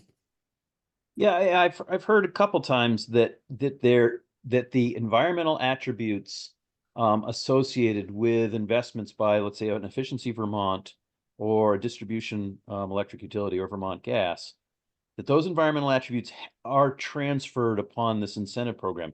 Is that how formal is that? I mean, so I'll use my particular example. I purchased a heat pump in 2023, but because I understand the incentive payment went to the supplier of the heat pump, I have no paper relationship with Efficiency Vermont. And so anyway, so the form, putting it in the form of a question, what is that environmental attribute transfer process? What does it look like now? I'll put that to Emily or Dave Westman in a moment, but I'll just say that the next paragraph at least attempts to deal with this, how we approach it as a matter of ownership. But your technical contractual question, Dave? Yeah, that's a good question, Ken. The way that this works now is that what you received as an incentive directly through the contractor is what we call our midstream market incentive program. And in this case, the contractor signs the incentive agreement with us, and that all of those environmental and FCM related attributes are transferred to Efficiency Vermont. And the way that works now is that when utilities pay a portion of that incentive you received, they receive the thermal attributes, what are in effect the basis for their tier 3 savings claims, is transferred to them, and then we retain the FCM savings. So that's how it works today, but the customer is not made aware of that. Generally speaking, I know that was not the case for me either. When I got my heat pump water heater, it was just the invoice appeared as a line item on the invoice, lowering my overall cost. So that's the way that it currently works under the existing programs. Thanks. Thanks, Dave. And that larger paragraph, that second paragraph, speaks to that issue. But it goes back though, you know, this initial statement in the PUC draft is that the end user is the, you know, the initial owner. And I mean, I question, as you folks, I question that. And there is, yeah. Well, but the paragraph does say the tag is not taking a position on this question at this time. But I guess we need to, because if that becomes the starting point, it takes us down all sorts of paths that are going to be really difficult. Well, what do you think we should be saying? Other than, well, is it not would it not be the case that with the required disclosure that you suggested earlier, which is a, you know, PUC mandated language of some sort, would that not address your question? This goes to the early credit thing. I mean, I want there to be a date certain where that first statement is correct. That for, you know, that after the PUC has established a specific mechanism for transferring credit ownership to incentive providers and installers, then at that point, the clean heat measures initiate with the end user. But between January 1st, 2023 and that date certain, I don't want this statement in there. Because and you know, you describe it a little bit that we made we building owners made our market decisions independent of any clean heat measure program, even though I know it was, you know, it was passed in May of 2023. I don't think there's a building owner in the state that says, oh, I'm going to be getting a credit value if I put in a heat pump or any other installed measure. So again, that statement is okay after the PUC has established this sort of credit ownership path. But and you know, I know this gets to the early credit piece, but it's having it being the starting comment, the starting point is something that I think is problematic. So I would put a modification that comment is appropriate only after the PUC has established a credit ownership transfer process. And prior to it, that the credits are available to those folks that have provided financial incentives. Okay, what comment specifically is it that you're modifying? Is it the comment that's in italics, or is it something we wrote? I'm a little confused there. Yes, certainly, you know, the comment that's in italics, which is the starting point, the PUC draft. Right. Down number one. Yeah, number one. Right. That. So you would want us to add language that says something to the effect of, well, it would fall, maybe this statement is too broad for the tag to agree with it conditionally. And then you want us to, can you give language that you'd like to see inserted? It sounds like it might be the very next sentence. Can I help for a second? There's a whole section at the end about early action credits that I think is doing what Ken you're asking here. And so maybe it's just a reference to that. So at the end of the document, I think that it says, should a definite methodology applied to clean heat credits, and the tag includes that early action credits from January 21st and the date established by the PUC should be owned by those entities that installed the measures, delivered the fuels, or can otherwise establish a contractual claim to the credits. Is that? It does. And I just guess this is kind of the beginning of the communication to the PUC. I think it should be acknowledged up front. And you know, maybe it's too broad to agree with unconditionally. I guess I'm looking for that specificity up front. Well, we could insert a reference to the paragraph that TJ. We could insert a reference here. You know, see in particular our response to question 4 or whatever it is. We could put that. Would that be? Yes. Minimum. Okay. Let's do that. Thank you, TJ. Thank you very much. And thank you, Ken. I agree with you. I understand your point. Matt, you had your hand up. Is there any thoughts there? Again, I feel like I'm just following TJ's. TJ's so much faster than me, but that was just I was trying to figure out if that would satisfy Ken's that last paragraph. And I think Ken answered it. So Let's move on. I'll move on. Okay. The third paragraph under number 1 has to do with the weatherization programs, and the statement is simply where investments are fully paid for by, these government-funded weatherization programs, the credit should belong to the programs or the state. I mean, there was a little uncertainty there, just, who owns, these are state programs, I guess, but it would be the programs that would sell the credits to be used for additional investments in the clean heat measure. That seems like the virtuous circle of clean heat investment. That seems fairly straightforward. The first paragraph is the Sorry.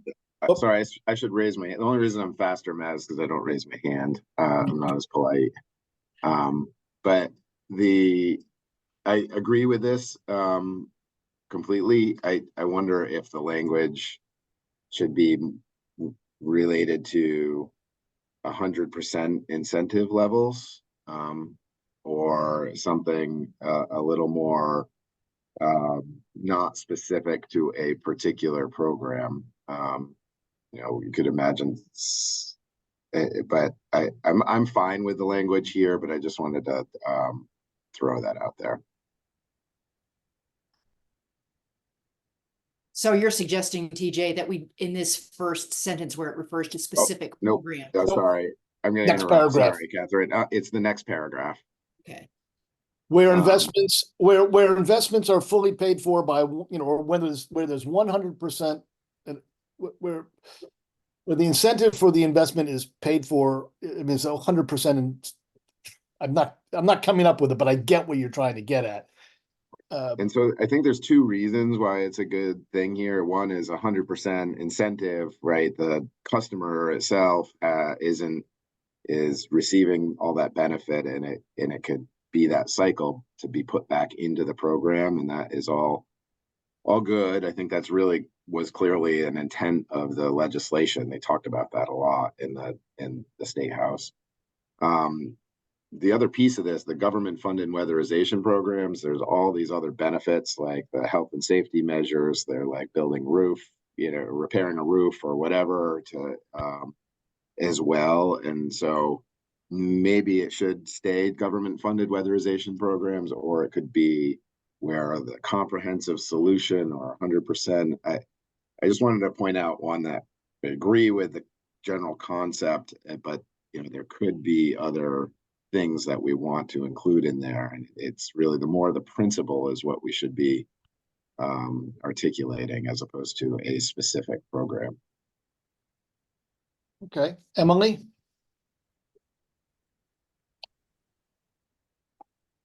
There was a sentence in here somewhere that was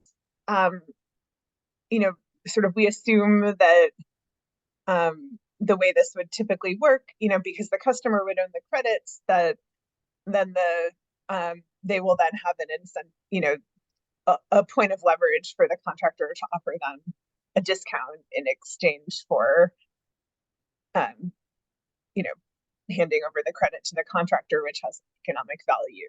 I forgot where that sentence was. It shows up we didn't say it quite that way, Emily, but it shows up in a couple spots. Sorry if I mangled that a little bit, but I'm thinking about I think the reality is that for a lot of these measures, there would be that value from the Clean Heat Standard credit creation layered onto a value from one or even multiple existing programs. So like you think about heat pumps now, and there might be like an Efficiency Vermont incentive and a Tier 3 utility incentive that are already layered together. And then there is some additional value in the creation of the clean heat credit.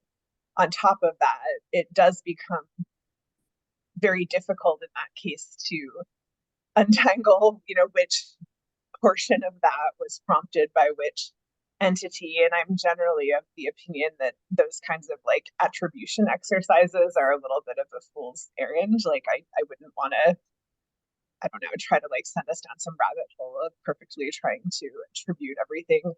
I guess I'm just flagging that like the reality is that multiple entities are going to influence these purchases, and the Clean Heat Standard may be one of them. I don't know how to solve that, so I don't have any specific recommendation, but that feels like the reality in most cases for most of the installed measures, is that they will have multiple, you could have a motivated customer, you could have multiple programs involved. Right. The previous paragraph attempts to get at that in part. And certainly from what we heard from EVT and others is that where there are sort of multiple hands in, and in fact, Dave just gave us an example of that in tier 3, that there is a form of sharing that they do. What we really want to assure through the transparency point is that the value that those credits produce redound in some way or another to the customer. That's the real, it's not, in my view, it's not the credits themselves, it's the value that they represent that is really important for the customer. But you may, yeah, I mean, I suppose it's a question of like, are you, if I, I'm trying to just play this out in practice. Like if I'm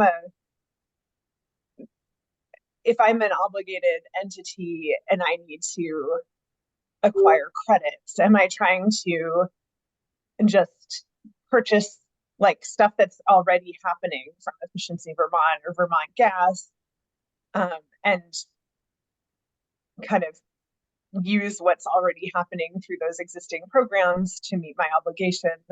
Or am I trying to direct additional discounts into the system to further prompt additional adoption? Like to me, there's sort of a credit of like, is the ultimate goal to add an additional kind of customer incentive or subsidy to that? Or are you just kind of gaining credit for something that was going to happen anyway? Well, no, we certainly don't want credit for something that was going to happen anyway. We do want to worry about free ridership, but I think in the particular example you've given, if what EVT has told us about what happens with the credit, in other words, the environmental attributes of the investment are that go to EVT via the contractor through as a consequence of the payment of the credit, then no, I don't see how. I see your point. Does an obligated party then purchase that credit to meet its obligation? If that's the case, that's sure, but it does mean that the monies are available for other investment. Matt. Yeah, we're still talking about the purple highlighted phrase here, right? But just to tag off on what Emily said, an obligated party, the fuel seller, depending on whether it's a wholesaler or retailer, is going to either create their own credits, buy or barter for them, or to simply make the alternative compliance payment that with the ceiling price set by the PUC, which will go into the system to pay for other incentives and rebates to inspire clean heat credit actions or clean heat measures. But, and I made this comment before and I'll continue making it, I agree with everyone who said this virtuous cycle, this idea that weatherization, low-income weatherization could be funded, that they could retain credits and all that, government programs. It does make sense. I just throw out this caution flag. If Frank's Insulation, for-profit company, wants to make a deal with Joe's Oil in order to buy or barter credits, that's really what this innovative idea is supposed to inspire. That's a private transaction, a contract that those two have, and the credit's minted by the insulator, the for-profit private company, and then it goes to the for-profit private oil company. And when the oil company has to show their obligations or show their credits or make an alternative compliance payment, that's in the mix. When it's the state or a state entity, such as the Office of Economic Opportunity, who owns the credits through weatherization, it's the state becomes a trading partner for these credits. And that's an awkward position for the state to be in which they are going to choose, presumably, these credits will sell below the ceiling price, or else why would anyone buy them? They just pay the alternative compliance fee. So if they're trading below the ceiling price, then that means the state is a trading partner and can pick and choose who they do business with. And that might put the state in a awkward position. I mean, think of any state contract that you have for paving or for anything like that. Who are they going to choose? Are they going to choose the highest bidder? Are they going to go to auction with it? Are they going to enter into contract with a large supplier because they know there's a consistent source of payment for those credits? I'm not suggesting any change to this document, but I think we should flag the idea that when a state entity is a trading partner in the credit market, it adds a layer of concern, I think. Thanks, Matt. That definitely is a market structure issue, and we'll keep that in our. We'll give that Rick, some. I just wanted to note that Yeah. we only have about 15 minutes left, and it seems like this discussion is getting very much into the weeds of the implementation rather than the core questions in the memo. Yep. I may be missing something, but I'm wondering No. if we. No, I hear you, and I appreciate it. Yes, So we have a gotten- couple more hands up on this section. Right. So Patrick, yeah.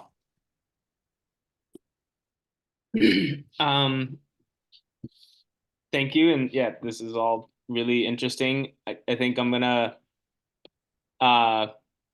speak to what Matt brought up and then Emily brought up and then go to my own point. In terms of the state as a trading partner, I totally agree that needs to be addressed.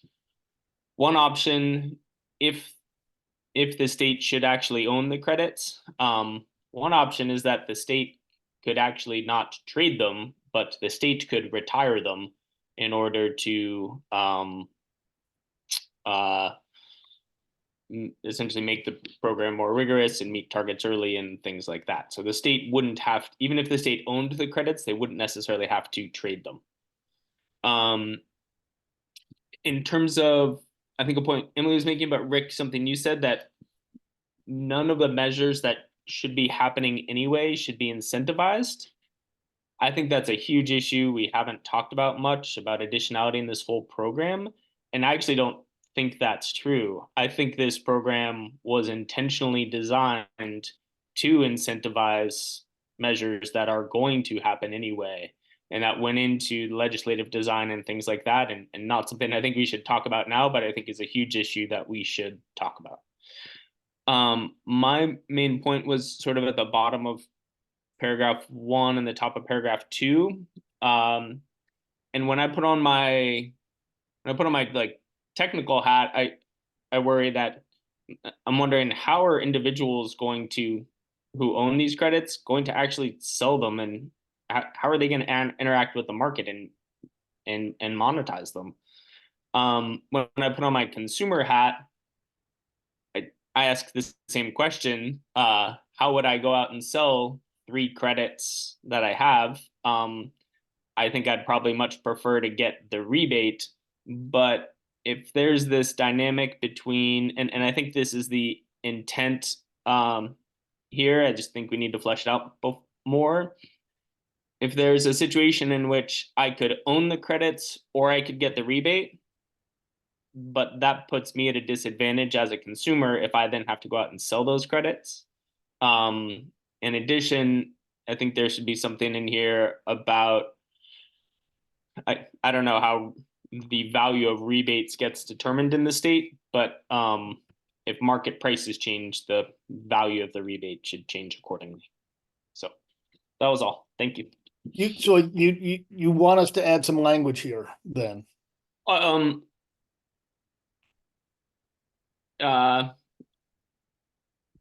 guess so. I mean, I think this is getting fleshed out more is what I understood. So I don't Right. have specific language to propose at the moment, but I'm worried that consumers are going to get stuck in an unfavorable position. So- And really that the consequence of that is that people poo-poo the whole program and just think it's silly and don't want to participate because it's not really in their interest. Patrick, does that change how you view the conclusion in this overall section about the assignment of ownership? No, I think As a as of complication. no, I don't think it. Yeah, I think it fundamentally makes sense for some people to own the credits, but there should be efficient mechanisms in place for them to get compensated for them, so they're not going out to try and sell 3 credits on the market that they essentially can't sell, and it just makes for an inefficient market and just all sorts of mess with that.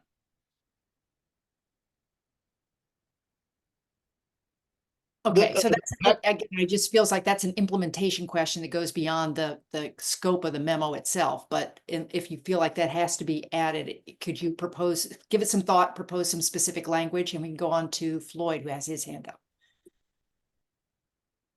No, just to, Dave, no, actually, Dave Westman was first. oh, yeah. Sorry. Sorry. Yeah, thanks. I'll try to keep it quick. I just want to first acknowledge Rick's really hard work and thick skin to put this memo together, because this has been a really very complex topic, and talking about credit ownership without any specific knowledge or understanding of what a credit is or how it would work in the marketplace is really a driving force to a lot of the questions that I've been hearing over the last half hour in this discussion. I think there is just still a huge amount of work that needs to be done to understand what the actual market will look like for these clean heat credits. I want to sort of emphasize what Patrick said in response to Emily's comment, which is that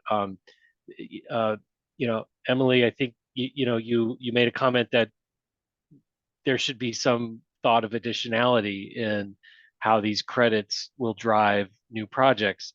And, the legislative intent of having existing programs also be credit formation was that the entire market was supposed to be compensated under this, future to be determined, hasn't been discussed, other than in the sort of ephemeral concept that a market will somehow exist. But, the legislative intent was that when all of these measures are given a role in the market, then the market finds the most efficient way to meet the goals.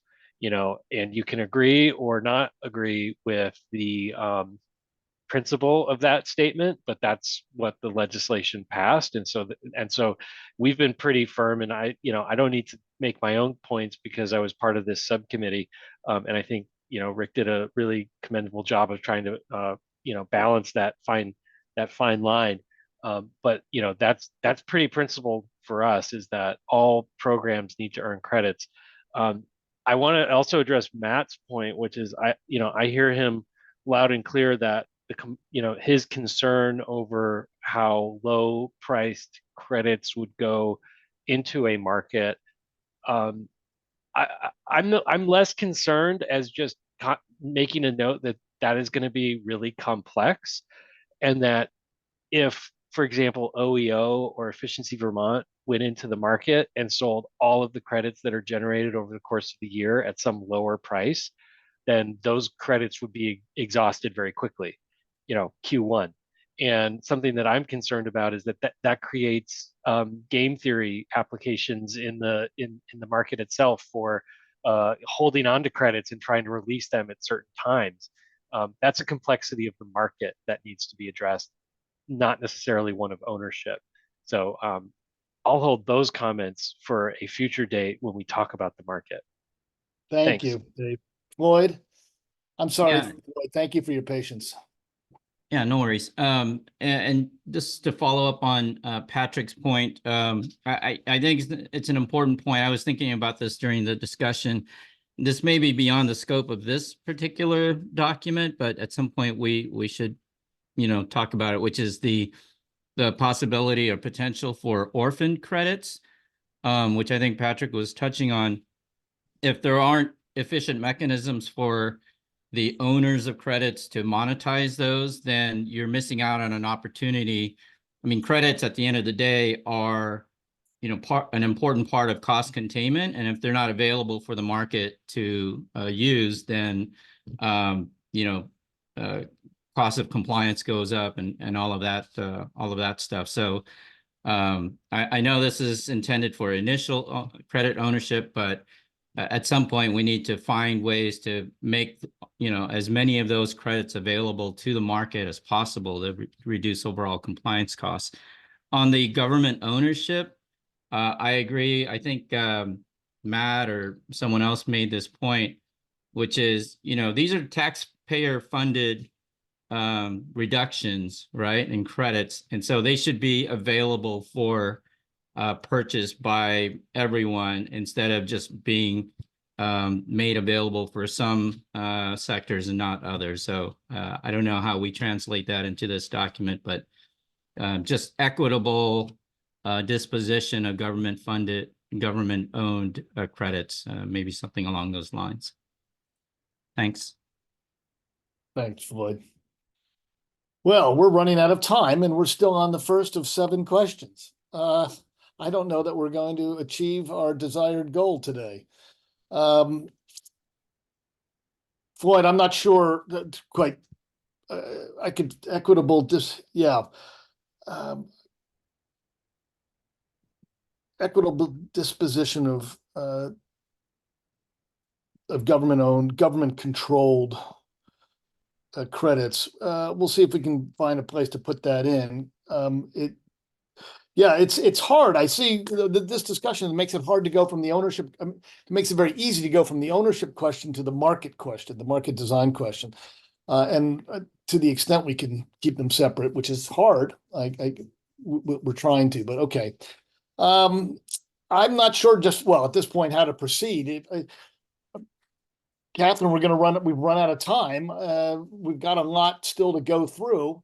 Well, you're not out of time yet. I would suggest you had at least another 5 minutes. So if you go to the easy stuff and make sure that everybody concurs with the easy stuff and then come back to the well, number two is with respect to multi-owner properties, and essentially just it rebounds or sends you back to the first discussion. Is there anything folks would want to say about that?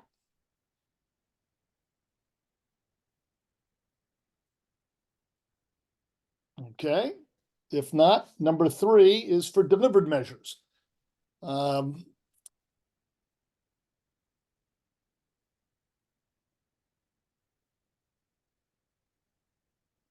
If the customer opts for the delivered measure, let's say a voluntary purchase of renewable gas or a higher biofuel blends, the customer will initially own the credit.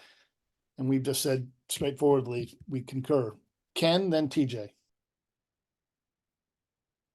But this 20% threshold piece only works for biodiesel that still has different chemical properties. The extent that this market goes into the future, there's going to be renewable diesel, and I think that is still considered a biofuel blend, and so there isn't going to be this sort of 20% magical number. And so I'm not sure the differentiation of 20% really matters, but I guess I leave that to Matt and his folks. Does this make sense to have a 20% threshold? No, and I think that's what we're trying to address, Rick. Yeah, you're jumping ahead. So I'm wondering, we can, do you want to TJ, can we let TJ weigh in and whether he has something to say about A first, 3A? Natural gas. Sorry, mine's on 3B. Yours on 3B. Okay. Then we are jumping ahead. Go ahead. Okay. 3B goes to 3D. So check the discussion there. TJ, go ahead. What do you got in mind? Well, I guess I should probably just let Matt go because it seems like there's cause for some separation. The tag has indicated, but maybe I'm wrong. But as far as I could tell, or as far as I know, there's some percentage of biofuels in the mix now, like 2, 3, 4%. Is the tag recommending that now, like immediately, fuel dealers start to disclose that? I think the 20% threshold, as I understand it, is probably it's related to fuel equipment, and if it goes over that threshold, then there's warranty issues, etc. Yeah. Yeah. So I'm going to stop talking and look for clarification, I guess. Go ahead, That Matt. that was the correct in the past. It is no longer correct. The 3 largest makers of burners for oil heat fired boilers and furnaces all make B100 equipment. And we have renewable diesel in Vermont today, being sold out of Albany, in which there's no modifications, no new burners required. You can do a B or an R100. So this market is moving fast in a positive way to reduce greenhouse gas emissions. And the 20% number was relevant 5 years ago. It is irrelevant. It should be removed from any recommendation or any document that we have going forward. What if you have like an old boiler? Like if you still have an older boiler that is 10 years old, 15 years old, would it still have it? Sorry. I think you know where I'm going. Go ahead.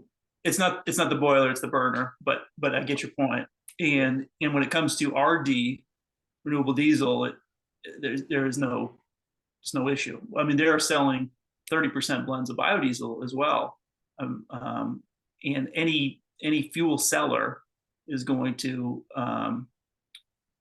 understand which customers have which pieces of equipment in their home. And the argument that we sort of tossed around, or the discussion we talked around, is the fuel is going to come in from outside of Vermont by truck or by train. That's how it comes in, and then it's moved into from a large tank to a large, 20,000 gallon tanker car or a 9,000 gallon tanker truck. Then it's going to move to a 30,000 gallon storage tank, and then it's going to move to a 3,000 gallon truck, and then it's going to move to your 275 gallon tank. The point of obligation is also the credit ownership when it moves into Vermont. So the obligated party brings the fuel into Vermont. They then get a discount on all the fossil that they're bringing in because they're making the purchase of renewable diesel or biodiesel in order to lower their obligation and to obtain credits. When this happens, that fuel then gets blended downstream to smaller retailers, or if that wholesaler is also a retailer.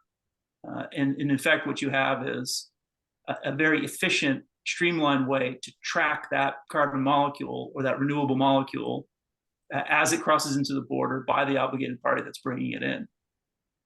And the 20% number, that is a customer service issue. If you've got a crappy old piece of equipment, a fuel dealer or a heating service company is incentivized to improve that equipment. But the obligated party, which is further upstream, the 20% number is essentially meaningless. And whether the fuel that gets delivered to your house is a B21 or a B19, it shouldn't matter because the obligation is established upstream by the obligated party that brings the fuel into Vermont. Patrick?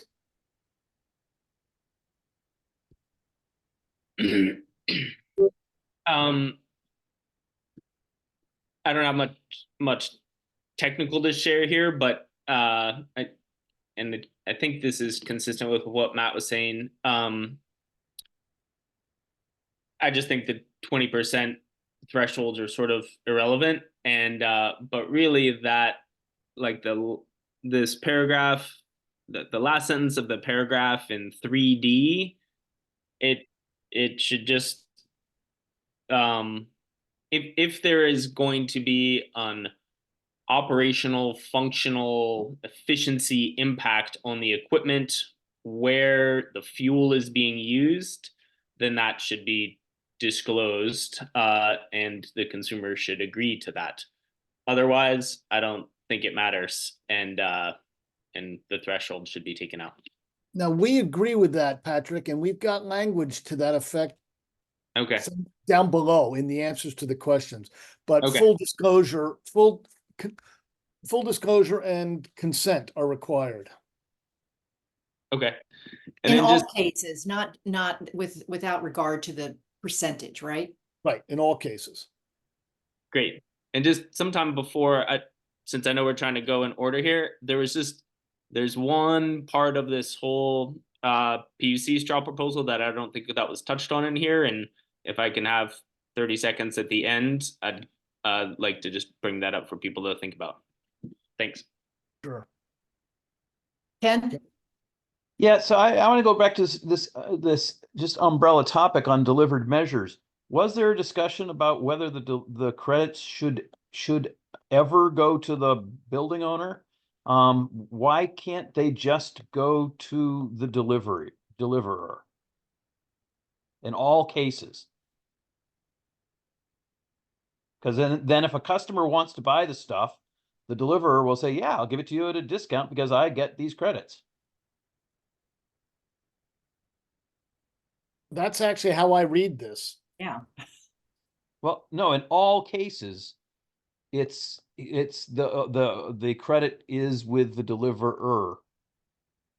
Well, the first paragraph says that we did break out in the second paragraph under D, we acknowledge that there may be in particular large consumers, who want to claim the credits themselves and sell them and would want to hold, might want to hold on to the credits themselves for purposes of their own supply lines, and for their own marketing purposes. That was what was at least behind the thinking of that second small paragraph. But the first one says the obligated party owns the credits. To fill in the blanks there, yeah, it isn't just the deliverer, it is the obligated party, the entity that is making the investment to purchase that RD gallon or that biodiesel gallon, bring it into Vermont, would own the credit. Then whether they sell directly to the customer or they sell into the supply chain, that's where the credit starts. But in certain instances in which someone is ordering 50,000 gallons of renewable diesel out of Albany and paying a trucking company to bring it in, that would be almost like a custom measure. Like we see these in tier 3, where the electric utilities, in order to make sure they comply with tier 3, they might build a special power line just to a sugar shack or to a lumber yard or something. And those are what we call CI measures. This might be a CI measure that would, for a very large commercial entity, and that was the theory or the concept of it. But in the vast majority, if biofuels, renewable diesel, or biodiesel is going to be sold in Vermont, it would be the obligated parties. The most efficient way would be the obligated parties that bring the fuel in or into Vermont that retain the credit, but for a custom measure, which would be something like University of Vermont or some large manufacturer might enter into. Thanks, Matt. Pat? So Patrick? actually, now we are kind of at the place where we have to decide how we want to finish up with the rest of the breakout groups. I've already stolen 10 minutes from you, Ken, that you offered up in advance, but wondered if it would make sense to put a pause here, move to the other 2 breakout groups and see if we can come back to this, if we can finish it up at the end, if we have enough time before the public comment. Can I just have 30 seconds to share, or even less, to share the thought from that I skipped by before? I just noticed that in the PUC straw proposal, they talk about dividing credits, which caught my attention. And I don't know, in other programs, more in the voluntary carbon market, there have been issues with dividing credits, tokenizing credits, things like that. I don't think they would come up here in a small regulated market, but I don't know what the intent of dividing credits is, but it seems like might be worth a little thought. So that's all. Thank you. Thanks, Patrick. Catherine, let's let's proceed as you suggest and see if we can't come back to this. Okay, I'm gonna stop sharing for the moment, and Ken, I want to give you, you had asked for at least 20 minutes or 10 minutes to give an update on the bioenergy group. Oh, Yeah, I hope I can do this quickly, and I'm probably going to overgeneralize, but you know, our group is really focusing on the process for establishing carbon intensity values for all of the bioenergy sources. And I know I still struggle with language, but I want to emphasize that if, for example, today in a back and forth discussion, biogas and biomethane, they are different. But we don't, and nothing is meant to exclude. We need to include biogas, which is kind of that first product that comes from a digester, and biomethane, which is it's being further refined so that it is absolutely equivalent to natural gas. But again, our work is to make sure that we understand all of the processes to establish carbon intensity values. And yes, we put a lot of emphasis on GREET because there is so much experience nationally with the use of GREET, but we do recognize that people that oftentimes people criticize GREET, and we want to be open to those criticisms, but with a recognition that a lot of the criticism is based not on GREET, which is just really a structure, but the assumptions that go into any individual fuel's pathway. And what I think we're going to do for the next meeting, I think, is to really try to identify all of those pieces and make sure that the voices of people who have been critical of other work in terms of establishing carbon intensity, those voices are heard, and identify those topics and work with the consultants, because the consultants are also going to be using assumptions, but work with the consultants to make sure that the assumptions are clear. And if indeed there's controversy about the assumptions, highlight those and have the full tag weigh in to the PUC about which assumptions are appropriate. That covers all of the bioenergy topics, but we recognize that there are real differences. The renewable natural gas piece is way different than the development of biodiesel, whether it be through a seed crop or waste oil. And that is way different than the whole woody biomass.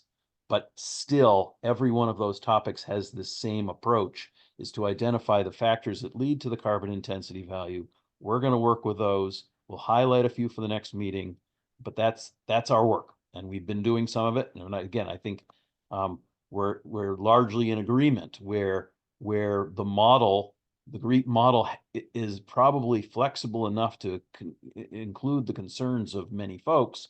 If there's a different approach than GREET, we're certainly open to that, but we just don't know the experience. So again, I probably overgeneralized, but that's where we are. And I think next meeting we'll identify some of the specifics for the full tag to be aware of. And so I asked my other folks, if I missed big pieces, please let me know. Oh yeah, there is one other piece, and that is reconciliation. We do know that we have agreed we're going to focus on the life cycle approach, but we recognize that at some point this reconciliation process is going to be necessary in order to align the credit valuation and the whole pacing issue with its impact on the thermal sector's contribution to the greenhouse gas inventory. We know that's important, but we're going to focus on the life cycle piece and recognize that at some point the TAG and the PUC is really going to have to formalize this reconciliation to come up with a kind of a product that we can work with in the early years of implementation of the Clean Heat Standard. so Ken shared, a little more detail around this in his update, which was shared and posted. So anybody have any follow-up questions for Ken or the rest of that group?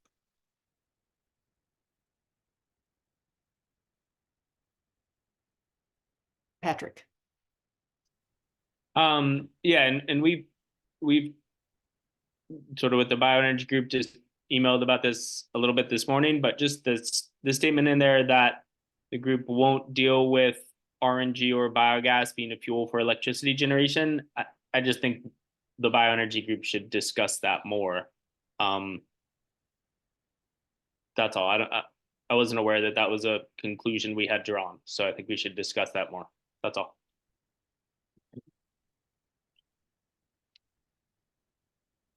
All right. Michelle, can we turn to you for your update on the pacing group? Sure, and thank you, Catherine. In the interest of time, I'm going to take the approach similar to what Ken did and summarize and generalize what the group has been doing. We did also provide the write-up, set up more in bullets to perhaps make it easier for folks to skim over and understand. I want to acknowledge that I appreciate the thoughtful discussions that have been taking place with this group. It sounded like a simple one-sentence request. This will initially set up a process by which the PUC will set and adjust, if and where necessary, a schedule for the clean heat credits, accounting, and retirements. From our very first meeting, it was clear that there are so many specifics that are not yet identified, as Ken pointed out. Reconciling things, we even tried to start with what's going to be a reference year.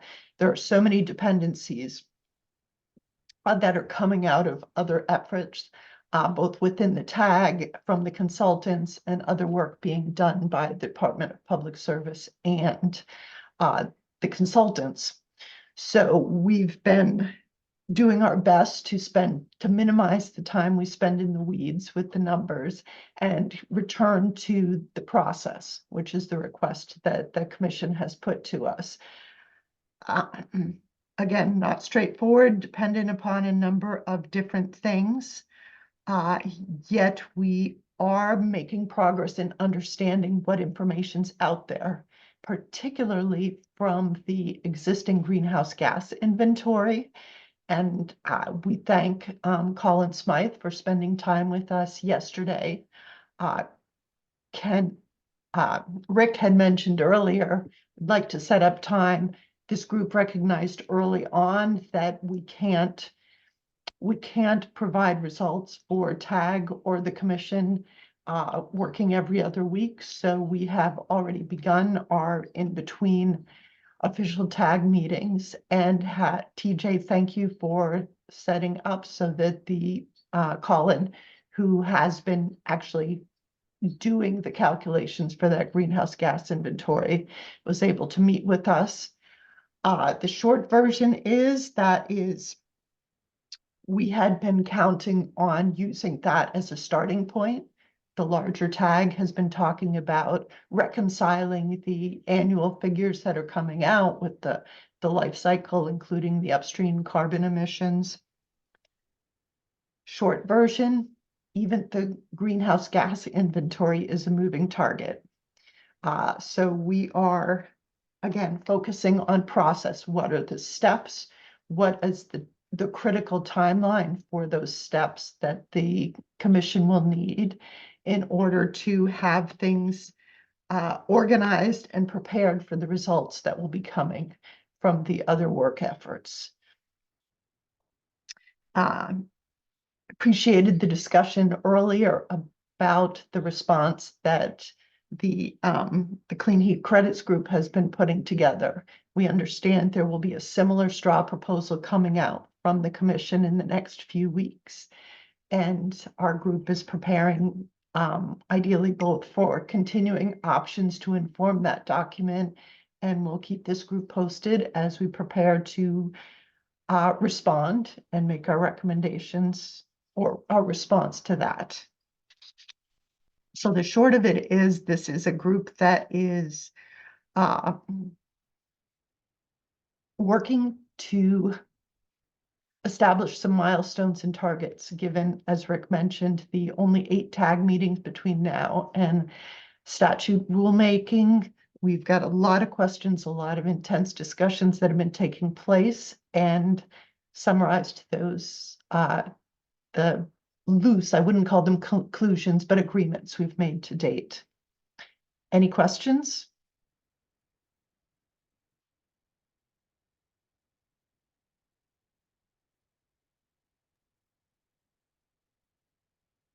I don't hear any. Thanks, Michelle. That's terrific. Really appreciate all the hard work you all are doing.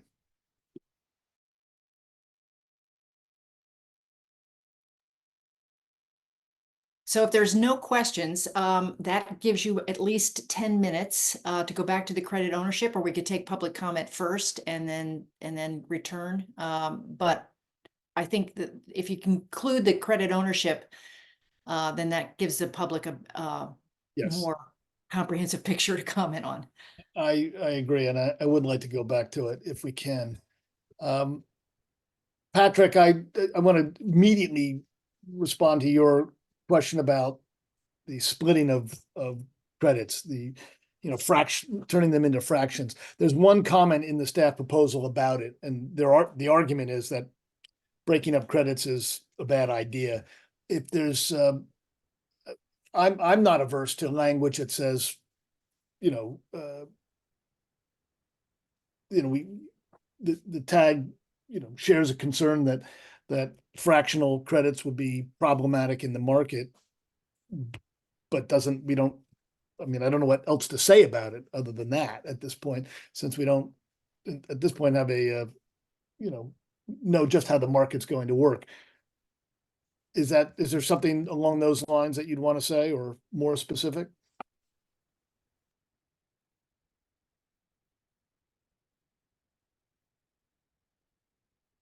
I think in general, and not having thought about it a whole lot, I think once a credit is created, it probably doesn't make sense to split it up.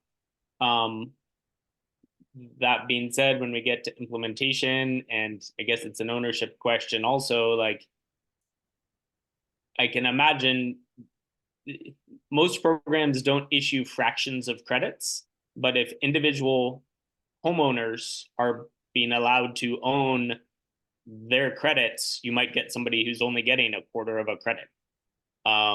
So that's an implementation ownership question. But I think the real point is, in general, in my experience, once credits are created, they should not be split up. You run into a whole world of issues about retirement and ownership and double counting and other stuff. I agree, and depending on how we proceed, in the next 10 minutes, I certainly could craft some language for that and just recognize it, make the point, and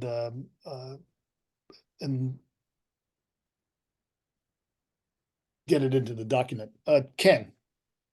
Yeah, I want to go back. I reread the delivered fuels thing, and I still want to pose this possibility because I think it's simpler, and I think it still adheres to all the market principles, that the obligated parties that are delivering fuels that have credits associated with them, they have the credits.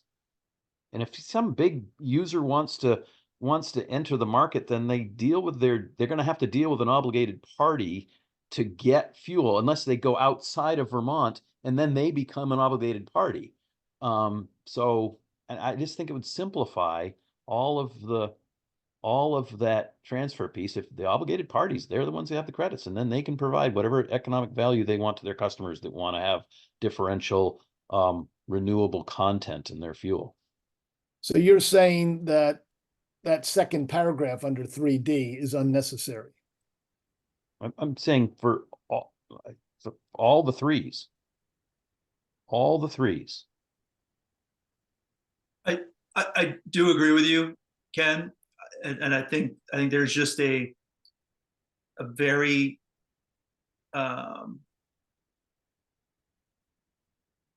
there is a possibility that some large user in Vermont wants to buy fuel outside of Vermont directly from a wholesaler, say in Albany or New York Harbor, and that pays for trucking. And that's really the only, you're right, it simplifies. But as long as you say something as simple as, it doesn't prohibit someone from making a contractual, arrangement. But I mean, we kind of say that anyways.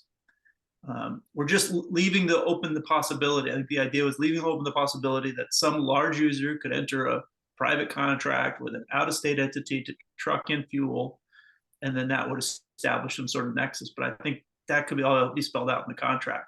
someone who's going to want to claim those credits. And it wouldn't prohibit that large user of doing it if we just said the obligated party that it would make a large user in essence a obligated party because they are bringing the fuel into Vermont. Right. So yeah, you're right. Simplifying it allows for that to happen. I think acknowledging it publicly would put some people at ease. For instance, large institutional users that want to use a lower carbon liquid fuel, knowing that they would have some leverage in that contract, but I think they already do. With, I'll add, Ken, with respect to 3A, that's natural gas now. The way we saw this is that a large user, say UVM, and I would expect Moose to say this, we want a much higher blend of renewable natural gas, and we'll pay for it for VGS to insert it into the gas pipeline. Those specific molecules may not come to UVM, but then it looks like a renewable portfolio standard, and it's pushing out fossil gas in the equivalent of their purchase, and that works. And they would want to make, and we're concurring, we recommend concurring with the staff proposal here, so as to preserve that possibility for such institutions. But I don't think credit ownership should affect that market decision. They can negotiate with Vermont Gas to say, we want 100% renewable natural gas, and we will purchase it. And Vermont Gas, if they maintain the credits, will say, okay, and here's the price, and we'll allow you to market, you'll be able to say it's renewable natural gas, but here's the price we'll provide. And Vermont Gas is getting the credit rather than establishing having UVM enter the credit market and sell their credits. And they can go to Vermont Gas and say, we want to be able to say, we want to retire those credits. So then Vermont Gas would price that renewable natural gas appropriately so that all the credits indeed go to UVM for them to retire them. But that's a transaction that starts at Vermont Gas. It doesn't start at UVM. I just think it's simpler. I suspect you're right, and I suspect that that's exactly what'll happen. I'm not sure, though, that if the tag thinks that's what we should say, let's say it. I think. Can I chime in? Go ahead, TJ. Rick, that's what I get for raising my hand and waiting. Last time I just chimed in, but I think, we already have programs like this. The original Cow Power was like this. And Vermont Gas has a tariff right now that for voluntary purchases of RNG. And when a customer, and it doesn't even have to be a big customer, like if you're a resident in Vermont Gas territory, you can pay more to get RNG. And so that customer owns the right to those attributes because they're paying for them.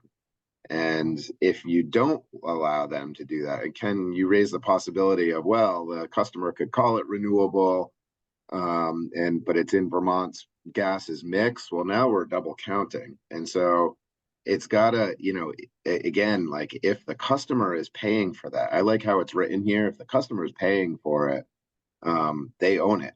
They're paying more. They're paying the premium for RNG.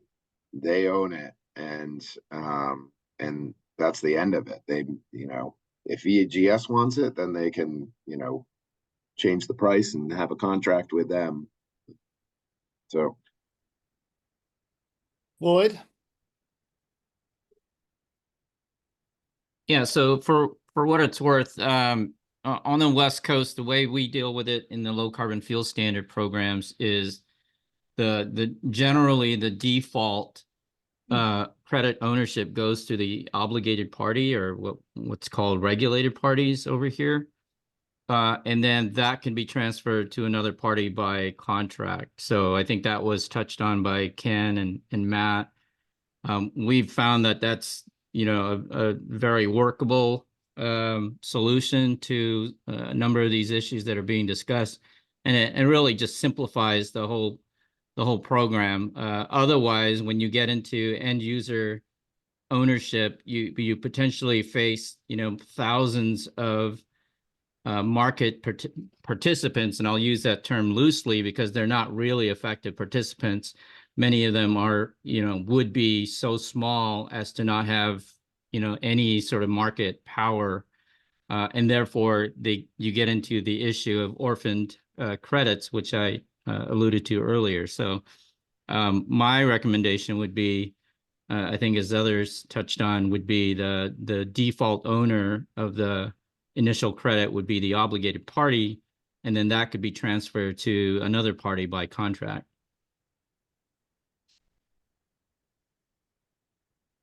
Thanks, Floyd. Well, that leaves us in a little bit of a quandary here on this. This is 3A. And as you say, for all the threes, I'm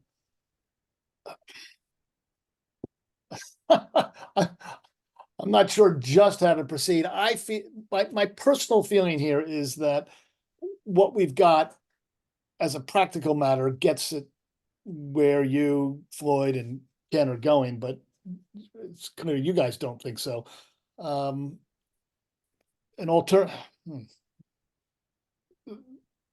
thing to do would be to add some language that makes these points. I guess I'm wondering if at this point, with the way it's written, will you not vote to say, to approve the document unless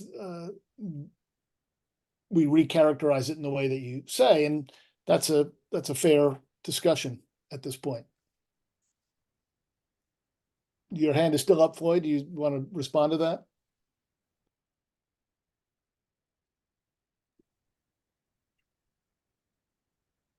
So Ken, I think that's directed at you, and in part. No,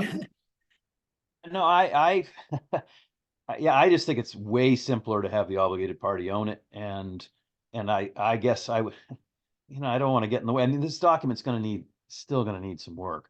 But I wouldn't want to get in the way of that individual point. But I would like at least the PUC to see that option, that this I'll call it the simpler option with delivered fuels, that the obligated party owns the credits. Again, it seems simpler. And all the examples you provided could be allowed with the simple option, or they could be prescribed in this, but as soon as you prescribe it, as Floyd mentioned, you've established a lot more transactions. So, I mean, do I want to get in the way of the overall product? No, but I want the PUC to be aware that this simple option exists. I'd be happy to draft language to that effect and insert it here and say, look, yeah, the tag discussed this, and that, there's, and just say there's a simpler option here that members of the tag, some members of the tag feel preserves all the, I want to say rights and privileges, but that's not the right language. Preserves, the intent of the straw proposal in this respect. That is to ensure that the customers, have choices and have and do share in the value, or receive the value of the credits that their action is producing. I'd have to work on that language, but I can do that and I'm happy to do it this afternoon. So just a sidetrack here. Folks who may have come to this link thinking they're coming to the cross-sector mitigation subcommittee meeting of the council are not in the right place. And Johanna Miller did put the link into the chat for those of you who may have been misdirected here. So just want to put that out there because I saw her chat and she's been trying to get in touch with individuals that came here erroneously. And also just want to note that we, if we can wrap this up in 1 minute and we move to the public comment. I think there are a lot of folks online from the public. Well, then my wrap up would be what I would offer is I'd like to take the pulse of the tag and see if the document with the suggested changes, the actual wording is not in your hands. If you would be willing to, make a motion and vote on whether we could forward the document with the changes that folks have asked for, that we've noted in this, including the one that we've just talked about that Ken has recommended. If we could forward it on to the PUC. Now, I am asking if you're willing to trust me to get your words right, because we're not really going, I don't think we have a mechanism or the time to, between now and the end of the day tomorrow, to canvass the tag. So it's, you may just not want to do that. You just may not want to trust me to do it properly, but we could do that, and it's provisional, and that the tag will take another look at it, a quick one, and at our next meeting, just to give confidence to the PUC. I'm open to any way to proceed. Patrick? I trust you to try and capture our comments accurately. Thank you. That's kind of you. Ken? I move that this document with certain edits that we've discussed today be forwarded to the Public Utility Commission for their consideration in the credit ownership topic, period. And the reason I do this is this definitely, I say, is an improvement over their draft. And when they come up with the proposed, and I don't know if it will be a rule, but with their document, then there will still be opportunity for the public and the tag to make some further revisions. But I think this moves it forward, and this is one of those examples we need to move this topic forward. That's why I move that this document be forwarded to the PUC with adjustments. So we don't need a second, so we can take a vote. I want to just be sure, with the adjustments we've been talking about. Correct. Thank you. Can I just ask that there be some sentence at the beginning just explaining kind of where we are in the process as well? Just that if this motion is successful, we've sent it to the PUC as is or with some edits, but it's not necessarily representative of a vote of the tag or any individual position, which is the case anyway, but something like that, because I agree there's more time, more process coming, so I think it'd be okay, but it's important to have that for the record of like where it is. I'm fine with such language, but I'm not sure I understand exactly the language that you're proposing. Just basically explainer. I mean, the commission's here, so they understand it, but an explainer for this document in perpetuity when somebody else comes and reads it, that TAG had discussions and didn't necessarily agree on all these points, but wanted to share this document as it is as a useful improvement. Or I don't know, you'll come up with the right language, but well. We can't be sure of that, but I understand what you're saying. This is where we are today. We don't agree on all the points. We know that there will be more, movement on this, and we'll weigh in again later. Yeah, actually, I'm wondering if the vote to endorse this in its, as something that you don't object to does in fact say that you agree to it. Maybe not everybody, because but that the majority does. And that's how we've decided we're making decisions. So I guess I'm raising the question of what does that mean if you're then putting a caveat on something that you voted on that says not everybody agreed? Well, if I can, when I vote positively on this, it does not mean that I vote positively on every sentence, every piece, but that I vote positively that this is a contribution to improve the PUC draft. So I would ask that Rick saying that even for those folks who voted for this, they may not agree with every particular of the recommendation. Yes, that I understand.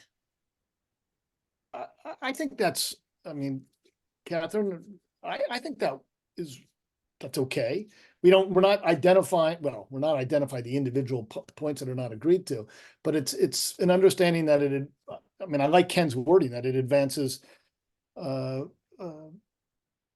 the discussion, and that's where we are at the moment. I guess I don't really have a problem with that, but if you think, well, I don't think this is a tag position on every issue because we haven't talked about them. And so it's not, that's the distinction I'm drawing, is it's not the tag is recommending this for each thing. It's the tag is providing this document to further, the discussion and inform the commission of where we're at right now. And I think those are different framings, and I don't know.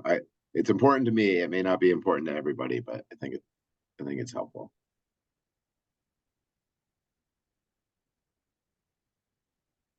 Well, do you want to take a vote, Rick? sure. With TJ's friendly amendment, all in favor of the motion, signify by raising your hand.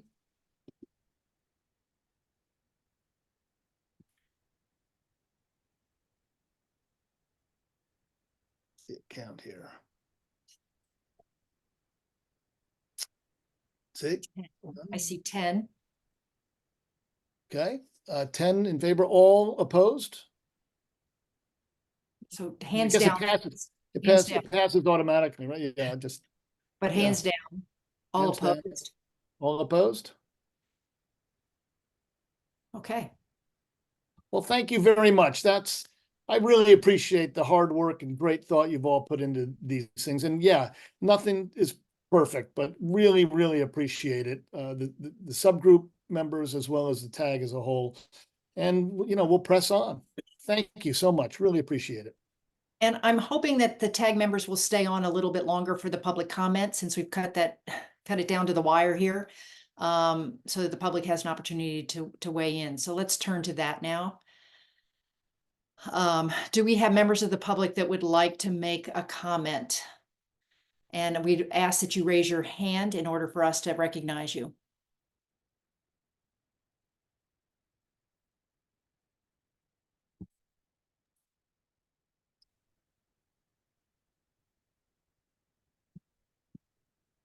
Wow. Okay. I think there was a huge flood of people coming in at the end of the meeting, and I think that might have been the Yeah. confusion over the link, because I see a lot of those individuals have left. All right, well then, we can, we've already covered a couple of the topics that we plan to take up at the next meeting. Does anybody, before we close out, have a specific ask for our upcoming agenda? Or something to be placed on the agenda? Yeah, Ken. Yeah, I know that the PUC has made modifications to the scheduling piece. I am hoping that they can give us a little more update with regards to some of the specific dates of expectations on some of those topics.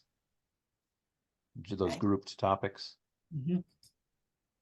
I can give at least short term. So that first grouping of kind of items to decide that we put in the original rule schedule that we categorized as pacing. So we discussed a policy outline with the commissioners on that this week. So we're trying to turn that into a straw proposal and get that out for comment pretty soon. So with this new approach, it takes obviously time. Now that we're not asking as many open-ended questions, it's going to take time to produce these straw proposals from the PUC side. So, so that's soon. That should be soon. And in the DDA side, I think the intent there is to move on with a draft RFI to get closer to what would go in RFP. So that's kind of next step on our end. But I am going to meet with, in terms of, and again, this, I do think of TAG's work as distinct from kind of all of the input that we're getting from the public necessarily, but I do want to meet with Rick next week to look again closer at the work that TAG needs to do in the next, 8 full group meetings, and how that's aligning with consultant deliverables and all of that type of stuff. So that's forthcoming too, to try and get something a little bit more concrete for this group for the next couple months.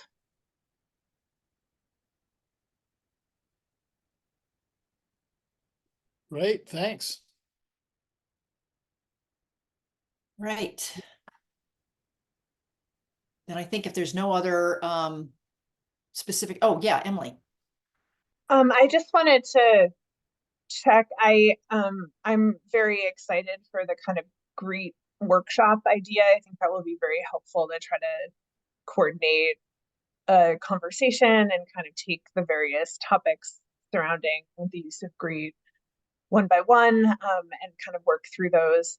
I just wanted to check, one of the things that I was also leading us in the direction of potentially of doing that, well, not potentially, that we are going to do that at the 5:30 meeting, the next meeting, is that and my understanding from Deirdre is that the technical consultant will also be ready to share a proposal for life cycle analysis approach. And that's one of the requests that the TAG made, to kind of separate that out into a discrete deliverable, so that we had a chance to engage with the consultant specifically on their proposed method. And I just wanted to check with Deirdre if that is in fact happening.